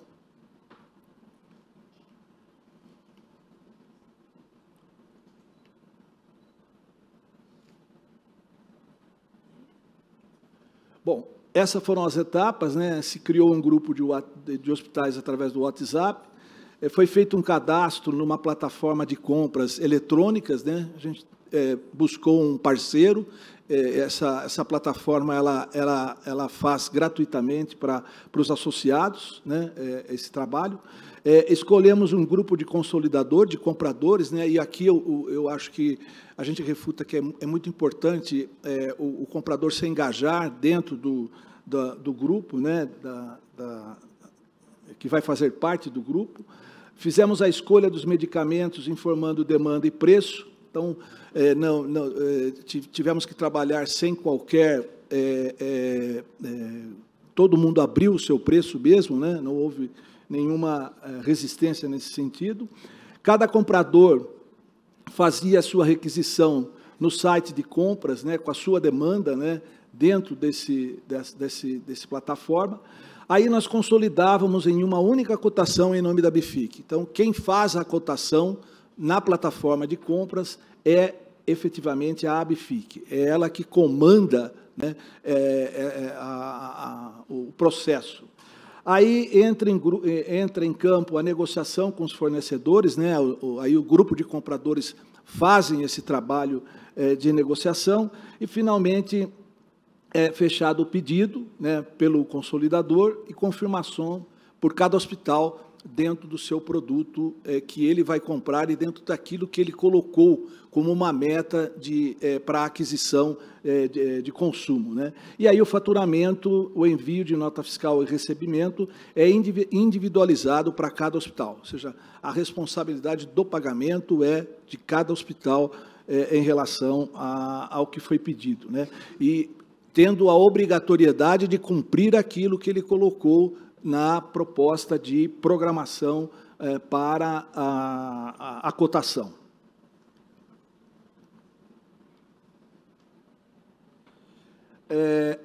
Nós já fizemos 3 etapas de cotação, né? Na primeira etapa tivemos 5 entidades participantes, na segunda 8, na terceira 6, né? Os itens que foram cotados na primeira etapa foram 10, o segundo 15, o terceiro 22.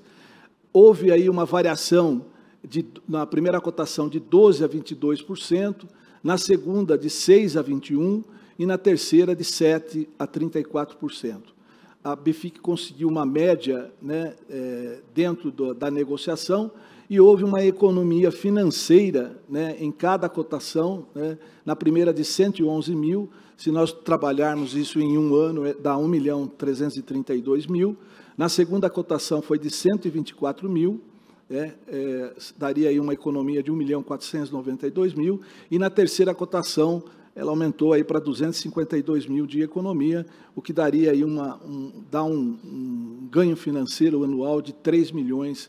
Então, dessas 3 cotações aí, até agora houve uma economia de 5.854.000 reais para as entidades que apostaram nesse trabalho de grupo de compras. Bom, quais são as conquistas que a gente entende, né, que o grupo também entende dentro do programa, né? Nós tivemos aí um ganho financeiro, né, dentro da escala, eu acho que isso ficou claro e evidente nesse sentido, né? A gente pode trabalhar melhores práticas de protocolos terapêuticos, né? Houve uma integração muito grande entre os setores de compra dos hospitais, eles se reúnem mensalmente. Esse grupo ele tem uma coordenação de 2 diretores da BFIC, que faz todo esse trabalho de coordenação, né? E, em termos de desafio, né, são a adesão das nossas associadas, né? A gente tem procurado, nós tivemos agora, o mês passado, o nosso terceiro Fórum de Oncologia, mais 2 entidades já aderiram ao programa. Conforme os números vão aparecendo, as entidades vão aderindo, né, ao programa de compras conjuntas. A confiança da indústria farmacêutica, né, é um modelo. Eu tenho conversado com algumas indústrias farmacêuticas, algumas estão tentando entender o modelo, né? Eu acho que o que eu tenho falado muito, né, é que talvez com esse modelo a gente consiga fazer um trabalho de centralizar as compras, né?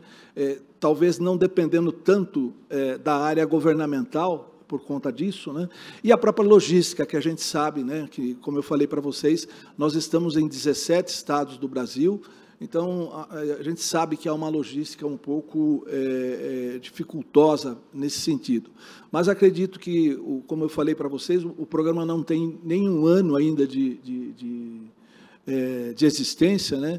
Mas a gente está vendo aí que os números estão aparecendo, né? Nós já estamos ampliando a quantidade de medicamentos, de materiais a serem comprados, já estamos fazendo um trabalho agora, talvez, de buscarmos a parte de equipamentos hospitalares, né? Tudo isso para que a gente possa realmente dar, né, uma melhoria para as nossas associadas, né, que como a maioria praticamente depende dos pacientes do Sistema Único de Saúde, e a gente sabe efetivamente que a remuneração já não é lá essas coisas, né? Desde 2012, que foi quando houve lá a revisão da tabela de cirurgia, até o ano passado já foram quase 100% só do índice FIPE da saúde. Então, veja quanto as entidades acabam perdendo, né, ao longo do caminho em atender esses pacientes do Sistema Único de Saúde. Nós acreditamos que, com isso, a gente vai conseguir avançar, né, dentro da melhoria, das nossas entidades.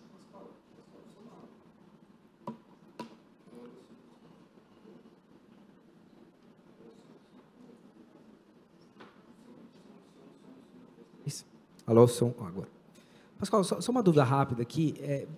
Dessas compras que vocês fizeram, foram incluídos também aqueles tratamentos que foram incorporados? Algum daqueles? Não, ainda não. Até porque o valor também da tabela, vocês nunca, eu acho que consegui chegar naquele... Então não teve nenhum daqueles que foram incorporados? Tem aqui uma relação, tá. Mas até o momento a gente está... Como eu falei para vocês, né, é um modelo novo, a gente está fazendo os estudos, né, e a gente, na verdade, queremos avançar num sentido mais amplo, né, em relação a esses medicamentos. Né. Bom, era o que eu tinha para falar. Muito obrigado, Tiago, Luciana, pelo convite, né, e depois fico aí à disposição. Pascoal, se quiser sentar aqui, Pascoal, eu vou aproveitar. Se quiser sentar mais aí para o lado da ponta, para não ficar na frente da tela. Ali também tem um retorno para você poder enxergar as apresentações. Agora,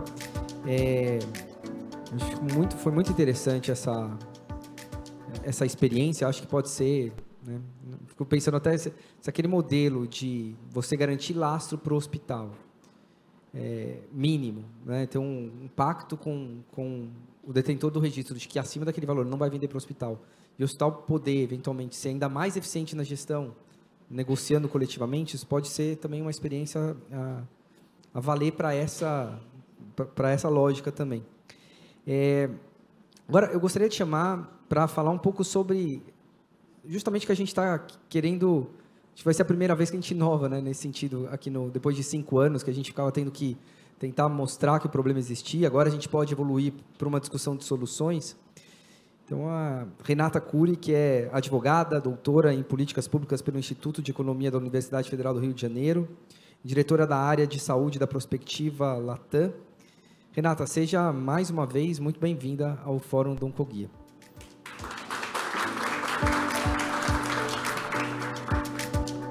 Bom, boa tarde a todos. Queria agradecer o convite da Oncoguia, da Lu, do Tiago, da Helena, de toda a equipe do Oncoguia. A gente tem uma parceria antiga e, como eu digo, é uma das parcerias das quais eu mais me orgulho. A conversa aqui hoje é sobre problemas e soluções. Eu queria ampliar um pouco a discussão. A gente vai falar... primeiro, eu queria aterrar um pouco no que eu entendo que seja o problema. Então, a gente tem alguns vazios assistenciais, dificuldade na aplicação da legislação, uma dificuldade que foi discutida muitíssimo aqui, que é a questão do financiamento e do reembolso, o modelo APAC como modelo prevalente, com as compras descentralizadas. E o Tribunal de Contas, esse é um assunto que o Tiago está bastante familiar, porque participou desse processo. O Tribunal de Contas, em 2019, fez uma avaliação bastante minuciosa, esse é um documento muito interessante, sobre o sistema de oncologia e a prestação desse cuidado no Brasil, né? De que forma ele está organizado e de que forma ele é prestado para os pacientes. Tem pontos aqui interessantes, a gente está falando de 2 que dizem respeito especificamente à discussão de hoje, que é a falta de ajuste de pagamento dos preços pagos pelo SUS e uma dificuldade, uma necessidade de ajustar e aprimorar o modelo de remuneração da prestação de cuidado na oncologia. Mas vejam que há um conjunto de problemas identificados não só pelo Tribunal de Contas, mas por esses eventos que se dão aqui na Oncoguia. Então, um deles, que é de um estudo recente da FGV, posso compartilhar com vocês, trata do desperdício no uso de tecnologias. Isso impacta diretamente no uso racional de recursos. Então, a gente tem uma média de 13 a 40% de desperdício de medicamentos oncológicos que são adquiridos no Sistema Único de Saúde. Evidente que com 40% de desperdício de uma determinada quimioterapia, esse valor poderia ser muito melhor utilizado em outra tecnologia, atendendo outros pacientes ou prestando um diagnóstico e uma assistência mais precoce. Então, há um conjunto de problemas que, direta e indiretamente, vão impactar no financiamento e no melhor atendimento do cuidado desses pacientes. Uma outra questão que se apresenta muito grave é a própria precificação desses medicamentos. Então, os medicamentos oncológicos, e a gente tem visto, já vem antecipando a chegada de tecnologias de ponta, né? Tecnologias como CAR-T, tecnologias celulares, terapias celulares, e essas terapias vêm com um custo altíssimo. Então, antes de chegar ao processo de incorporação que a gente tanto discutiu aqui, há uma etapa que o país ainda patina, que é como apresentar o valor precisamente o quanto nós vamos pagar como sociedade por essas terapias que têm um custo muito alto e nem sempre os benefícios e os desfechos são percebidos na prática pelos pacientes. Então, quando a gente fala em solução para a oncologia, especialmente para o financiamento, eu queria aqui, talvez, amenizar a minha responsabilidade, a nossa responsabilidade, e pensar que há um sistema, um conjunto de medidas que precisam ser tomadas e discutir propriamente o modelo de remuneração é apenas parte dessa discussão. Bom, aqui a gente monitora com muito cuidado na prospectiva todos os pedidos e processos de incorporação e quais são as tendências do tomador de decisão. A gente percebe que quase 30% dos pedidos de incorporação foram suspensos ou foram interrompidos por alguma razão, arquivados, tem algum problema na documentação, no próprio processo, na formalidade do processo e do remanescente em termos de oncologia. A maior parte é numa decisão para incorporação, mas isso ainda reflete um número muito pequeno de incorporação para novos tratamentos de tecnologias para oncologia no SUS. A gente destaca que para o câncer de mama, essa é a indicação com mais decisão favorável, mas também com maior número de submissão, e o melanoma com decisões, com maior número de decisões desfavoráveis para incorporação. A beleza desse processo hoje é que ele é mais transparente. Há um ano eu estava aqui em Brasília falando no fórum do Instituto Tudo pela Vida, e a gente fazia uma comparação com os ingleses, e hoje mesmo essa semana sai uma reportagem sobre o olhar dos ingleses para o Sistema Único de Saúde do Brasil. E o ano passado eu dizia, olha, a gente está olhando para a Conitec e para o NICE de forma comparativa, mas a Conitec tem vantagem sobre o NICE, uma vez que todo o processo de incorporação de tecnologias é transparente. Então, a discussão de preço, para o bem e para o mal, né? A discussão sobre preço, sobre desfechos, que critérios técnicos têm sido utilizados, a gente pode acompanhar de forma absolutamente transparente. Isso acontece com uma certa raridade, se a gente for pensar nos sistemas de saúde do resto do mundo. Aqui a gente está falando o que já foi dito, a maior parte dos medicamentos sistema só está um pouco organizado, e eu agradeço muito a Raquel, que é a nossa gerente da área de saúde, que preparou esses slides e discutiu todo o contexto dessa discussão comigo e com o time. Aqui a gente está organizando como se dá, quais são as possibilidades de modelo de pagamento. A gente sabe que tem esse modelo restrito. Antes a gente tinha no sistema de saúde a centralização como tônica, no sentido de otimizar e racionalizar a compra de oncologia, na oncologia, e houve essa mudança, essa descentralização sob o pretexto da autonomia. Algumas oportunidades de financiamento que, como foi dito aqui, no final do dia, eles acirram a desigualdade.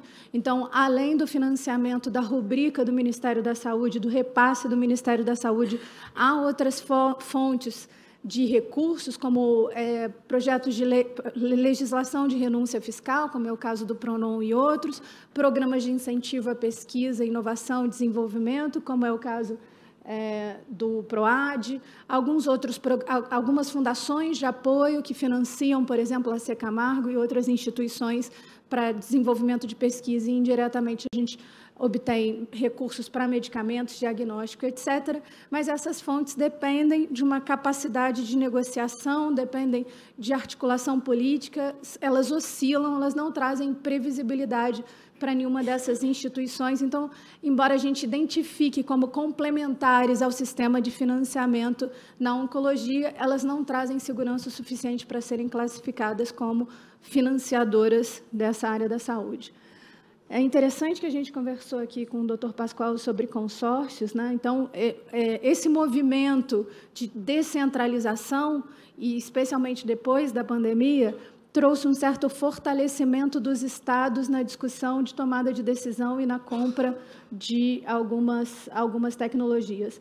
A gente percebe consórcio de uma forma geral, não só dos estados, como do que o senhor narra, mas também consórcios interpaíses, consórcios América Latina, para negociação de preços, no sentido de fortalecer e aproveitar o poder de compra e fortalecer a negociação e fazer esse tipo de negociação. Para consórcios estaduais, eu achei interessante o senhor dizer que as notas fiscais são separadas, né? Quando o senhor falou em consórcio, a minha primeira pergunta foi o seu último slide. No final das contas, para a indústria, há uma dificuldade muito grande de entender quem se responsabiliza pelo pagamento, uma vez que toda a negociação se dá de forma coletiva. E é interessante notar que esses consórcios, eles oferecem uma oportunidade de negociação e também de acompanhamento dessas... acho que eu estou indo sozinha, né? Até já acabei a reunião.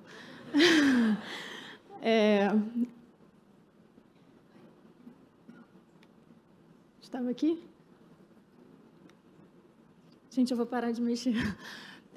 Mas esses consórcios, eles trazem essa oportunidade de negociação coletiva.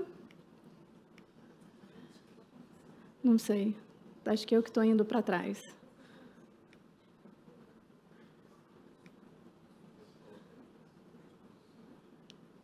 Achei. Pronto. Então, a gente estava falando um pouco do fortalecimento desses modelos, mas eles ainda não têm uma regulamentação precisa para as compras de medicamentos e para o fluxo de orçamento, mas a gente entende como oportunidade, e o que eu ia destacar é que é uma oportunidade também de acompanhar os pacientes.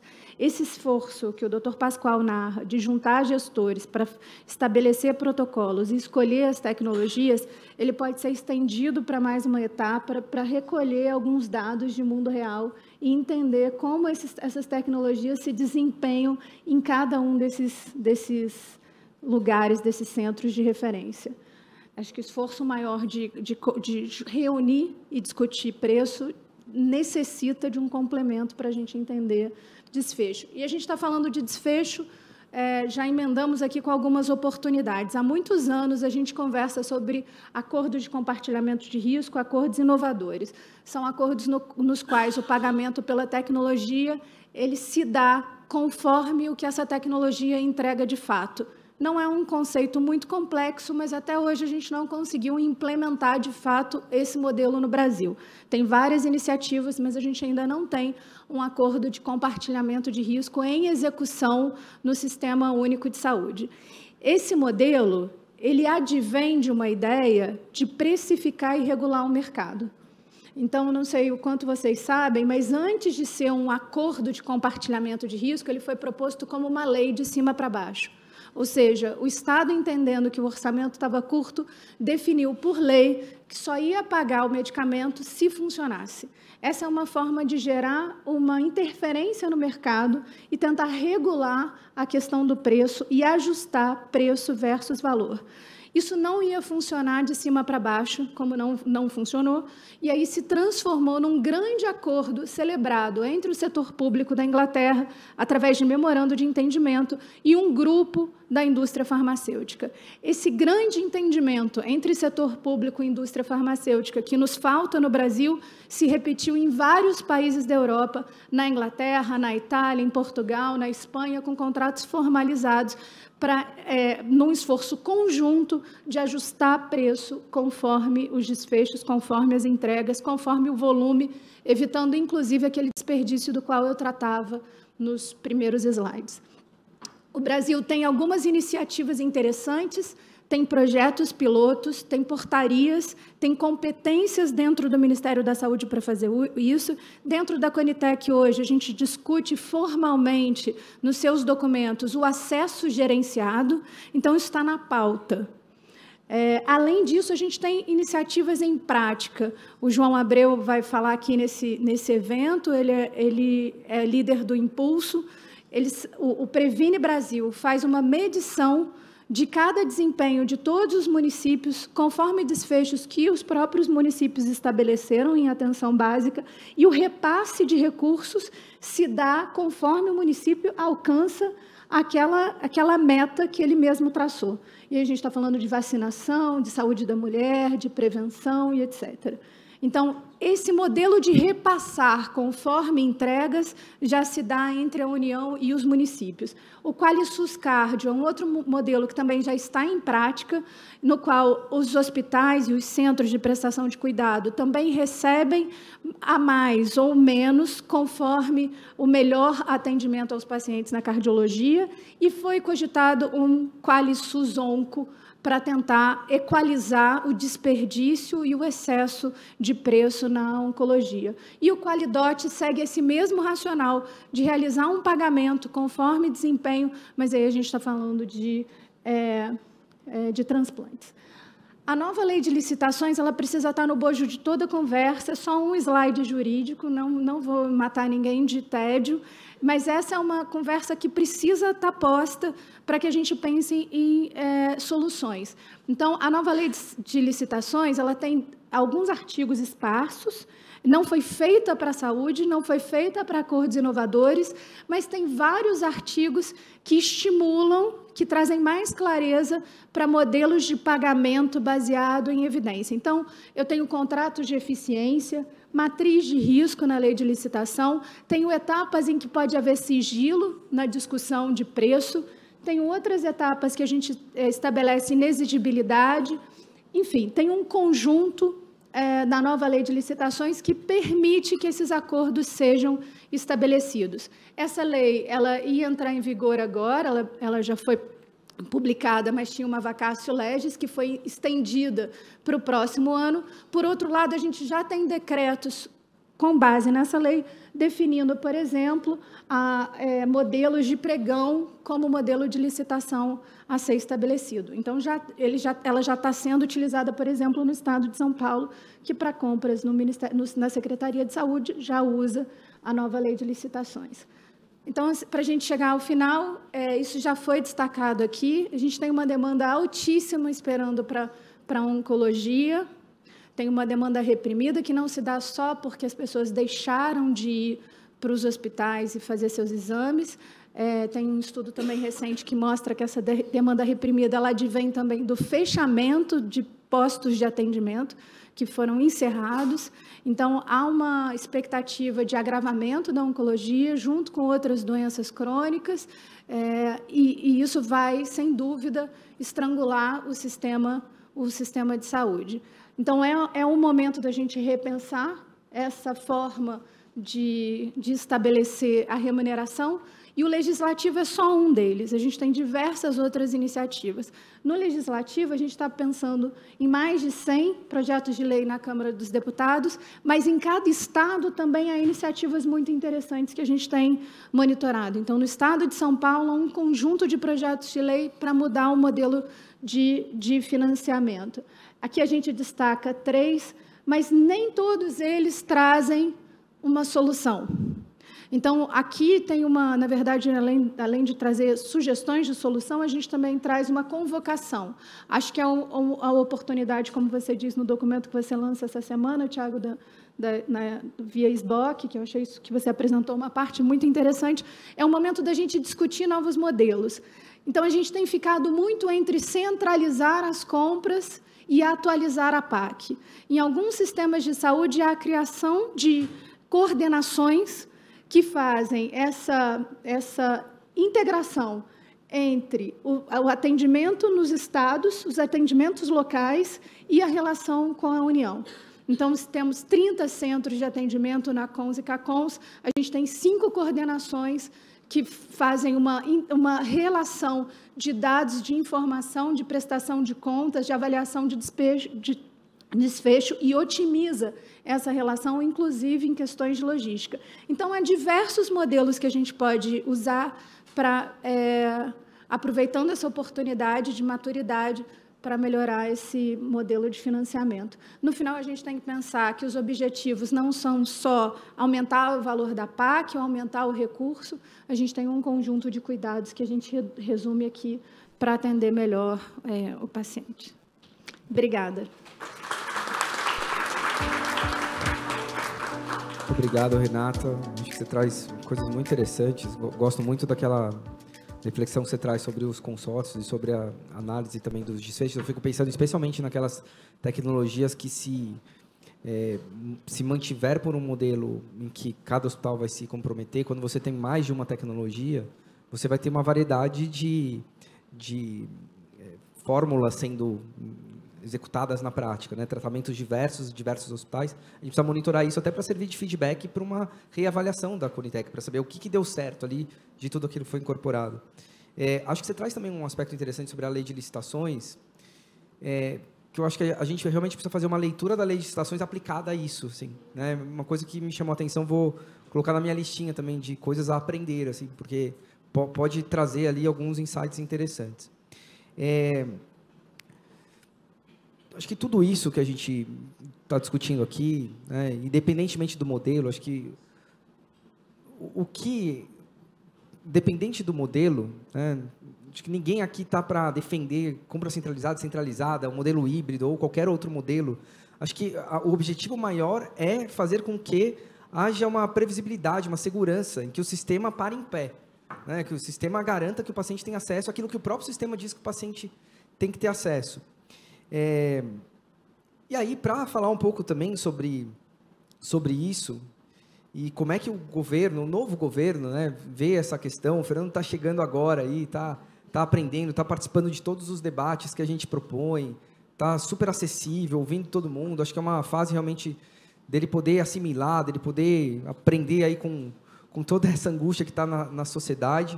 E mais cedo ou mais tarde, obviamente, a partir de toda essa reflexão, vai ter que começar a tomar decisões e a gente vai ter que testar. Eu até acredito muito que a gente não vai conseguir de cara achar... A gente vai ter que testar modelos. Só que a gente vai ter que testar modelos que façam chegar ao paciente. E a gente vai acertar e vai errar, mas a gente tem que fazer chegar ao paciente, né? E aí, antes de te apresentar com mais detalhes, Fernando, acho que uma grande reflexão que a gente tem tido precisamos, para os próximos processos de incorporação, pensar nos detalhes em que o próprio processo tem que fluir, para que, quando ele terminar, aquilo chegue ao paciente. E a gente tem um monte de tratamentos que já foram incorporados, que está todo mundo numa expectativa, que o prazo para o paciente poder exigir já passou há muito tempo. Como é que a gente vai resolver esses que já passaram e como é que a gente vai, a partir dessa resolução, aprender para o futuro. Então, com muita satisfação de ter você nessa mesa, como que o governo vê agora o problema. O Fernando Henrique de Albuquerque Maia, que já foi apresentado aqui em outras mesas, ele é coordenador geral de Política Nacional da Política Nacional de Prevenção e Controle do Câncer do Ministério da Saúde. Seja muito bem-vindo, Fernando.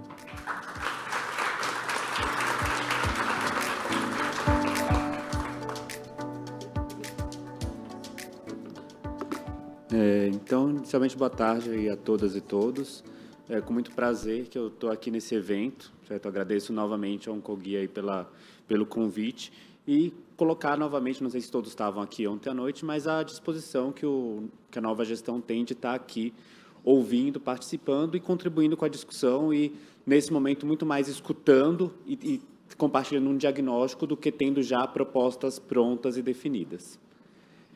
Inicialmente, eu trouxe aqui, eu sei que tem muita coisa aqui que já foi falada, mas para a gente faz sentido a gente contextualizar, porque uma coisa que para a gente é fundamental é que não dá para pensar o tratamento sistêmico isolado, que a gente sabe que não vai ter efeito se eu só penso em tratamento sistêmico, eu não penso no contexto como um todo.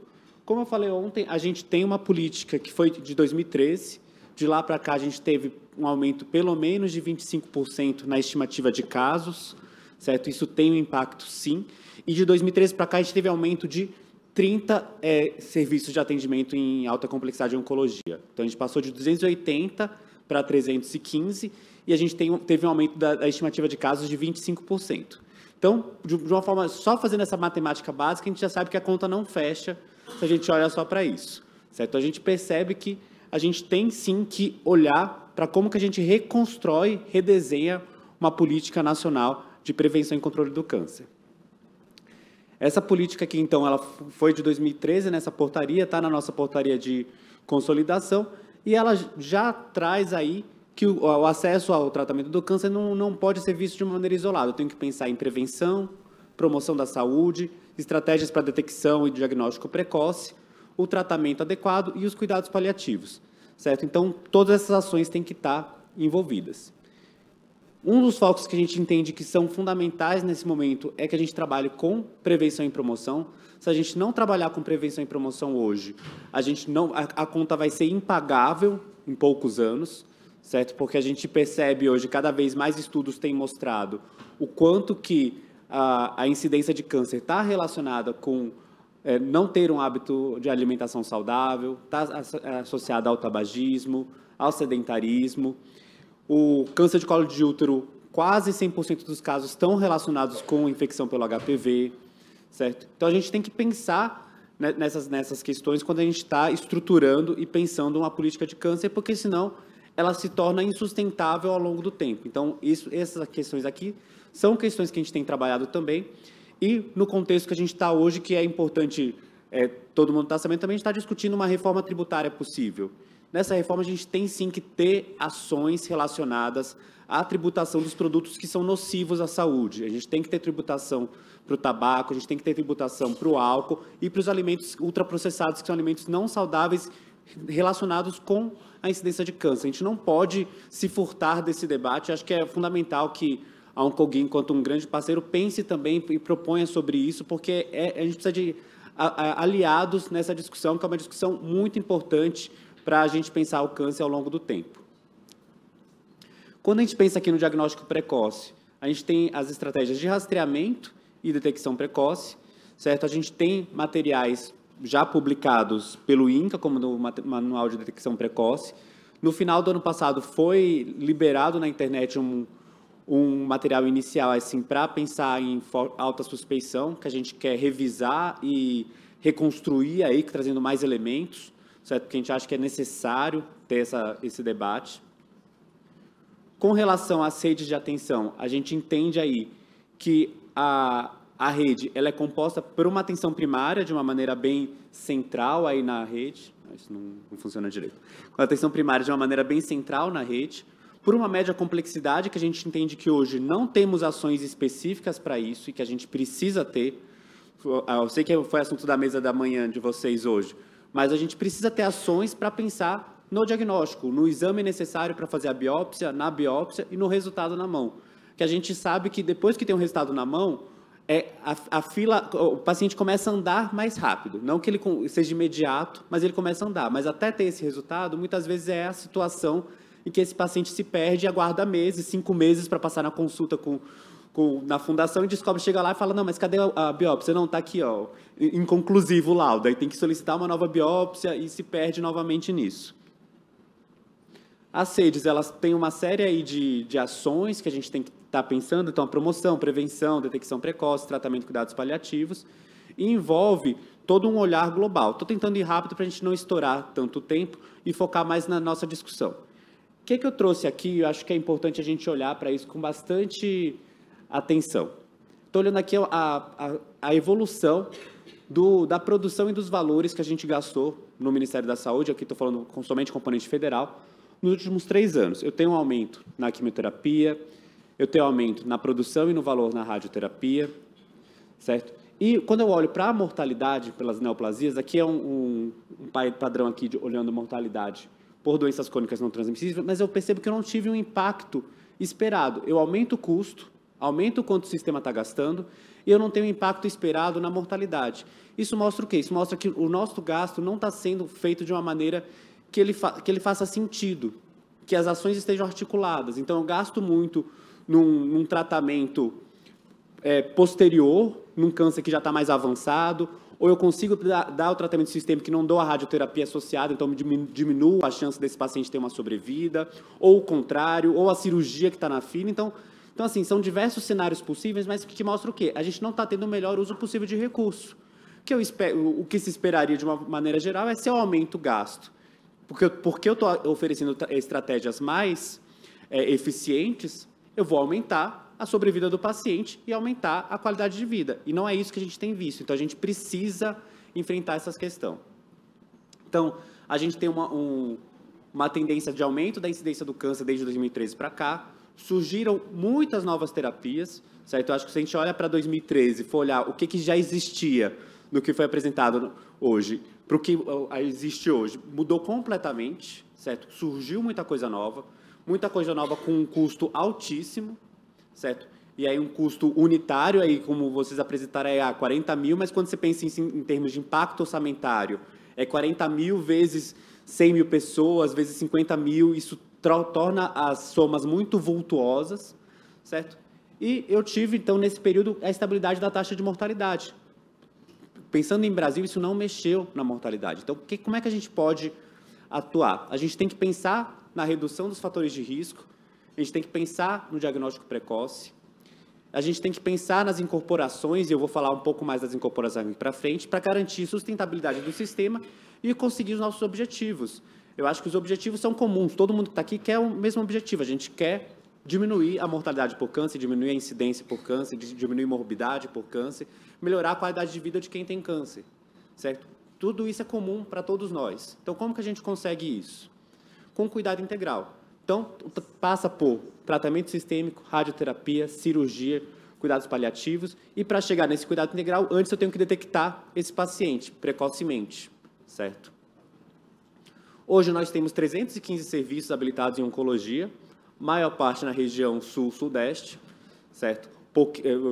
Só de olhar no mapa eu percebo grandes áreas de vazio assistencial, certo? Então, isso é uma questão que a gente precisa lidar. Eu tive o programa de expansão da radioterapia, o PERSUS, que foi um importante programa pensado em 2012, então, mais de 10 anos atrás, e que está finalizando a execução ano que vem, certo? Então, do plano inicial, a gente vai ter implantados até o final do ano que vem 91 soluções, certo? O que era pensado como o necessário em 2012. Hoje em dia, para 2023, já não é o necessário. Eu já começo uma gestão olhando para isso. Tá, como é que eu continuo a expansão? Porque continua existindo uma necessidade de expansão. E falando, então, do tratamento sistêmico, que é o convite aqui, o objetivo da mesa. Primeiro ponto é a gente pensar assim que hoje um grande desafio nosso pensar como que eu vou lidar com todas essas novas incorporações, todos esses novos tratamentos, para conseguir garantir uma melhoria aí para a saúde da população das pessoas com câncer. Como já foi passado, a CONITEC é uma comissão que existe desde 2011 e que tem uma série de ritos e normas de como se deve ser a incorporação de um determinado medicamento, um determinado procedimento para incorporação no SUS. Esses ritos são muito bem estabelecidos, a normativização dela é muito clara, tem muitos processos de transparência, A pandemia trouxe para a gente também a chance dessas sessões serem gravadas, e hoje a gente pode ter acesso à sessão e perceber o que foi discutido, qual foi o teor das discussões. Isso são grandes pontos positivos, só que eu tenho um problema. A Conitec aprova, recomenda uma incorporação, e eu não tenho uma garantia orçamentária prévia, eu não tenho uma definição. A Conitec aprova essa medicação com um preço de R$4.000 por tratamento, de R$10.000 por ano, de R$100.000 por ano. Mesmo que toda a consideração que ela faz sobre limiar de custo-efetividade, que acho que tem uma mesa depois que vocês vão falar mais sobre isso, mas ela faz toda essa discussão, mas e o orçamento? De onde vem o orçamento para eu conseguir incorporar isso, que é da ordem de milhões, certo? Segundo ponto, eu não tenho essa incorporação muitas vezes pensada dentro de uma linha de cuidado, certo? E aí eu entendo quando se passa assim, não era obrigatório fazer uma revisão da DDT para incorporar uma determinada medicação. Mas como é que eu incorporo uma medicação e eu não olho para o resto da linha e entendo, em que caso que essa medicação substitui o que estava previsto antes, em que caso que ela não substitui, como que eu ajusto isso? E o terceiro ponto, que é o foco no tratamento sistêmico. A gente teve muita incorporação voltada para os medicamentos, mas quando pensa em outras estratégias, por exemplo, de diagnóstico precoce, de rastreamento, de radioterapia, o que foi incorporado de fato e discutido? Né? Então, acho que são pontos que a gente tem aí de atenção. O modelo atual, então, a nossa APAC, aí, muito conhecida já há 20 anos, certo? Quais são as vantagens? Eu acho que é importante a gente olhar para isso também e entender por que a APAC existe e de onde vem isso. Primeiro ponto, ela é flexível de acordo com o tipo de câncer e a linha de tratamento e com evolução ao longo do tempo. Então, se eu sou o médico do paciente hoje e eu decido que esse paciente que eu estou vendo aqui na minha frente, ele precisa mudar de medicação para aquele próximo ciclo, eu não preciso de uma nova autorização do Ministério, eu não preciso descrever o quadro clínico para encaixar o paciente em determinado local. Eu continuo produzindo a APAC daquele paciente, certo? Mudando a estratégia terapêutica. Esse foi, talvez, um dos grandes objetivos quando se quis construir o pagamento por APAC, certo? Trazer esse grau de autonomia para os serviços, certo? Para os médicos e para os serviços. Só que isso traz aí uma limitação hoje, que a gente tem a heterogeneidade dos tratamentos.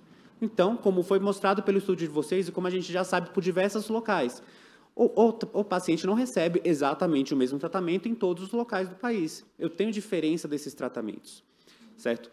Outro ponto que é importante é com relação aos papéis de financiamento. Quando eu falo do SIGTAP, que é o Sistema Federal de Gerenciamento da Tabela, em que eu tenho todos esses códigos, eu estou falando de quanto o governo federal paga referente àquele determinado procedimento. Isso não é, ou melhor, não deveria ser a única fonte de financiamento em oncologia, certo? Quando eu penso em políticas públicas de saúde, eu sempre penso numa questão tripartite, certo? Então, deveria ter definido, e isso talvez seja uma grande lacuna da nossa legislação, eu não tenho definição clara dos papéis de estados e municípios no financiamento do atendimento ao paciente com câncer. Então, eu tenho alguns estados, como o estado de São Paulo, que realiza complementações para alguns procedimentos, de acordo com critérios, com definições próprias, e eu tenho outros estados que não fazem nenhum tipo de complementação, certo? Então, eu tenho aí uma questão que precisa ser pensada, certo? E o modelo atual, uma outra limitação dele é, cada nova incorporação da Conitec, eu tenho que pensar como que eu ajusto os procedimentos, certo? Se eu crio um procedimento novo, se eu ajusto o valor de um procedimento que já existe, e como que isso vai sendo, se evolui, como que isso se leva ao longo do tempo. O modelo da compra centralizada, que tem sido bastante falado e defendido, certo? Ele existe hoje no SUS para diversas doenças e na oncologia uma lista bem restrita de medicamentos.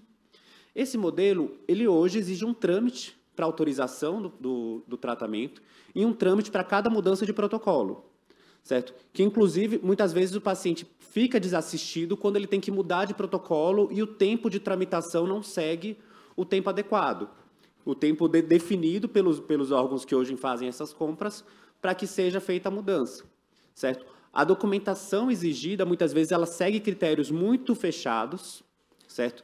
E aí, isso é um ponto que a gente tem que pensar, o quanto que o estabelecimento de protocolos nacionais para determinado tratamento vai tornar a prática clínica mais engessada, no sentido que eu vou ter, para esse tratamento eu preciso seguir esses passos para poder dar essa medicação, certo? E eu vou precisar de uma normatização grande e de uma necessidade que essa normatização seja atualizada frequentemente.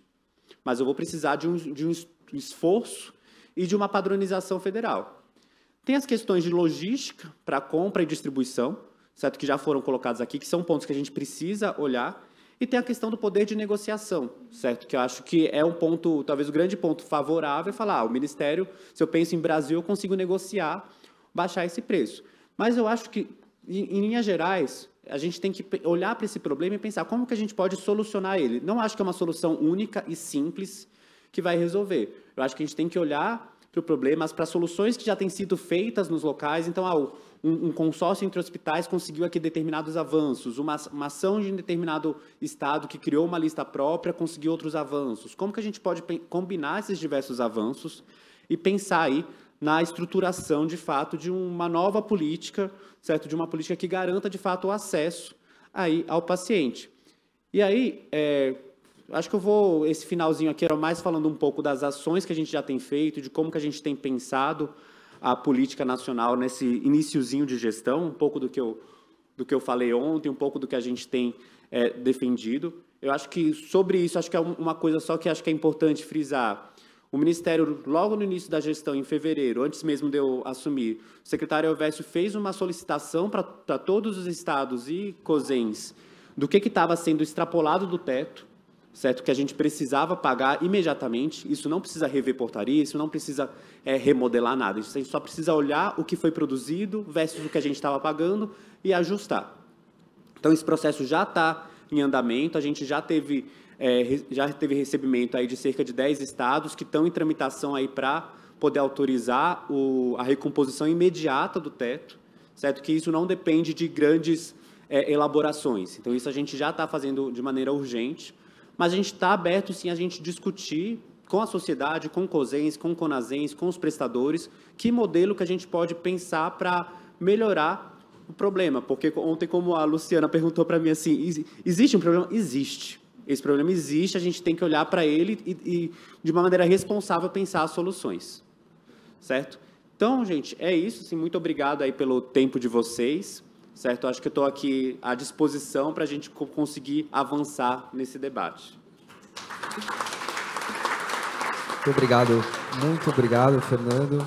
A gente está com o horário, né, Lu, todo estourado, acho que não vai dar tempo da gente fazer um debate, mas acho que grande parte também das pessoas que estão aqui vão estar num momento de discussão, que a Lu também vai estar, que vai ser no dia 15, agora, que a SBOC vai fazer uma conferência livre para continuar essa discussão. Acho que a gente pode evoluir também nas discussões direto lá. Vai estar o Fernando, a Luciana, a Patrícia. Então, acho que vai dar para a gente poder também continuar essa discussão. É uma discussão que eu acho que ela não pode parar, né, Fernando? Ela tem que continuar e eu acho que a gente tem que, a cada discussão, evoluir numa solução. Acho que você traz alguns pontos importantes. A gente ter lastro com o orçamento, que vai ser uma discussão da próxima mesa, e para isso, na minha opinião, teria que ter uma decisão conjunta. O secretário que está decidindo isso não é o secretário que vai pagar a conta. Não adianta, né? Tem que ter lastro. Eu acho que esse é um aspecto importante que você traz também do financiamento de outros atores, que vai demandar realmente um reajuste, uma rediscussão da CIT antes da tomada de decisão. Não adianta o Ministério tomar uma decisão de incorporar e depois querer que estados e municípios negociem. Eles vão querer negociar, não tem nem lógica. Essa negociação, ou essa pactuação tem que ser feita até antes. Acho que há muitas coisas realmente para a gente pensar e ir ajustando no processo de incorporação e pós-incorporação. Eu acho que só queria também deixar para a reflexão de todos, para a gente poder evoluir nessa discussão mais para frente, né, de já ir tentar criando, para curtíssimo prazo, soluções para as coisas que estão aí, porque é aquela coisa que foi falada ontem que me chamou muita atenção. Excel tem amor no Excel, né? Quando a gente mostra aquela planilha ali, são pessoas que estão esperando há muito, pessoas que já não estão mais esperando, isso que é mais dolorido, né? Que podiam estar com a gente esperando e, infelizmente, não estão, mas tem gente que está aí, e que a gente pode fazer a diferença.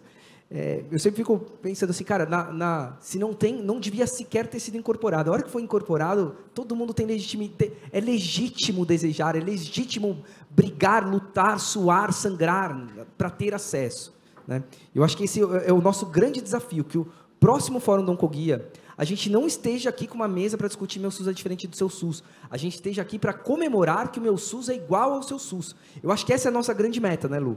Para que no ano que vem a gente possa, assim, se estressar demais esse ano, para que o ano que vem o tom da mesa seja completamente diferente. Eu acho que não vão faltar organizações que estão discutindo isso, que vão continuar discutindo isso ao longo dos próximos meses. Organizações estão tentando fazer diferença, como a ABFIC, né? E eu acho que esse é um pouco, acho que do recado que todo mundo trouxe aqui para a gente. Você quer fazer um comentário final, Pascoal? Depois eu vou passar só para a Lu fazer o fechamento também. Eu só queria...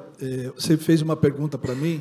Já tem 2 medicamentos da relação que a gente já está comprando, e comprando abaixo, inclusive, que é a abiraterona e o bortezomib.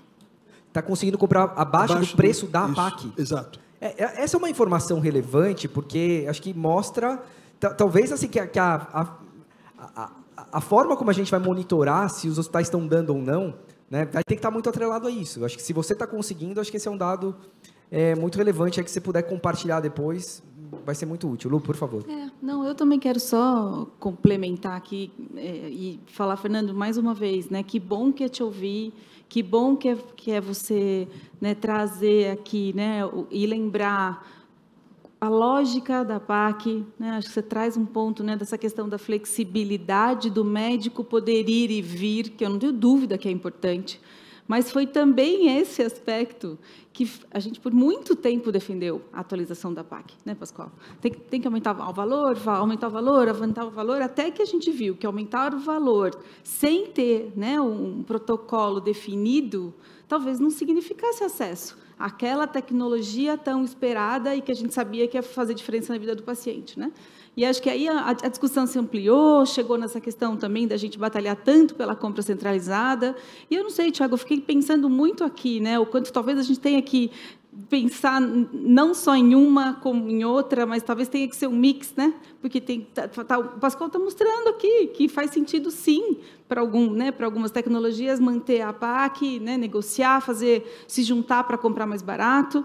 Mas eu tenho uma coisa que a gente fala pouco, que a gente parou de discutir, que é o modelo da lista da OMS, né? Da gente talvez pensar para o Brasil quais seria a nossa lista brasileira, sabe, de tecnologias que a gente não vai abrir mão, sabe, e que aí sim todo mundo tem que garantir aquela. Eu não sei, eu queria resgatar um pouco, sabe, em algum momento trazer isso e te ouvir, Fernando, sabe, um pouco sobre isso, talvez num próximo encontro que a gente tenha, mas eu acho que vale a pena a gente voltar a falar disso também, porque a gente sabe que isso faz muita diferença.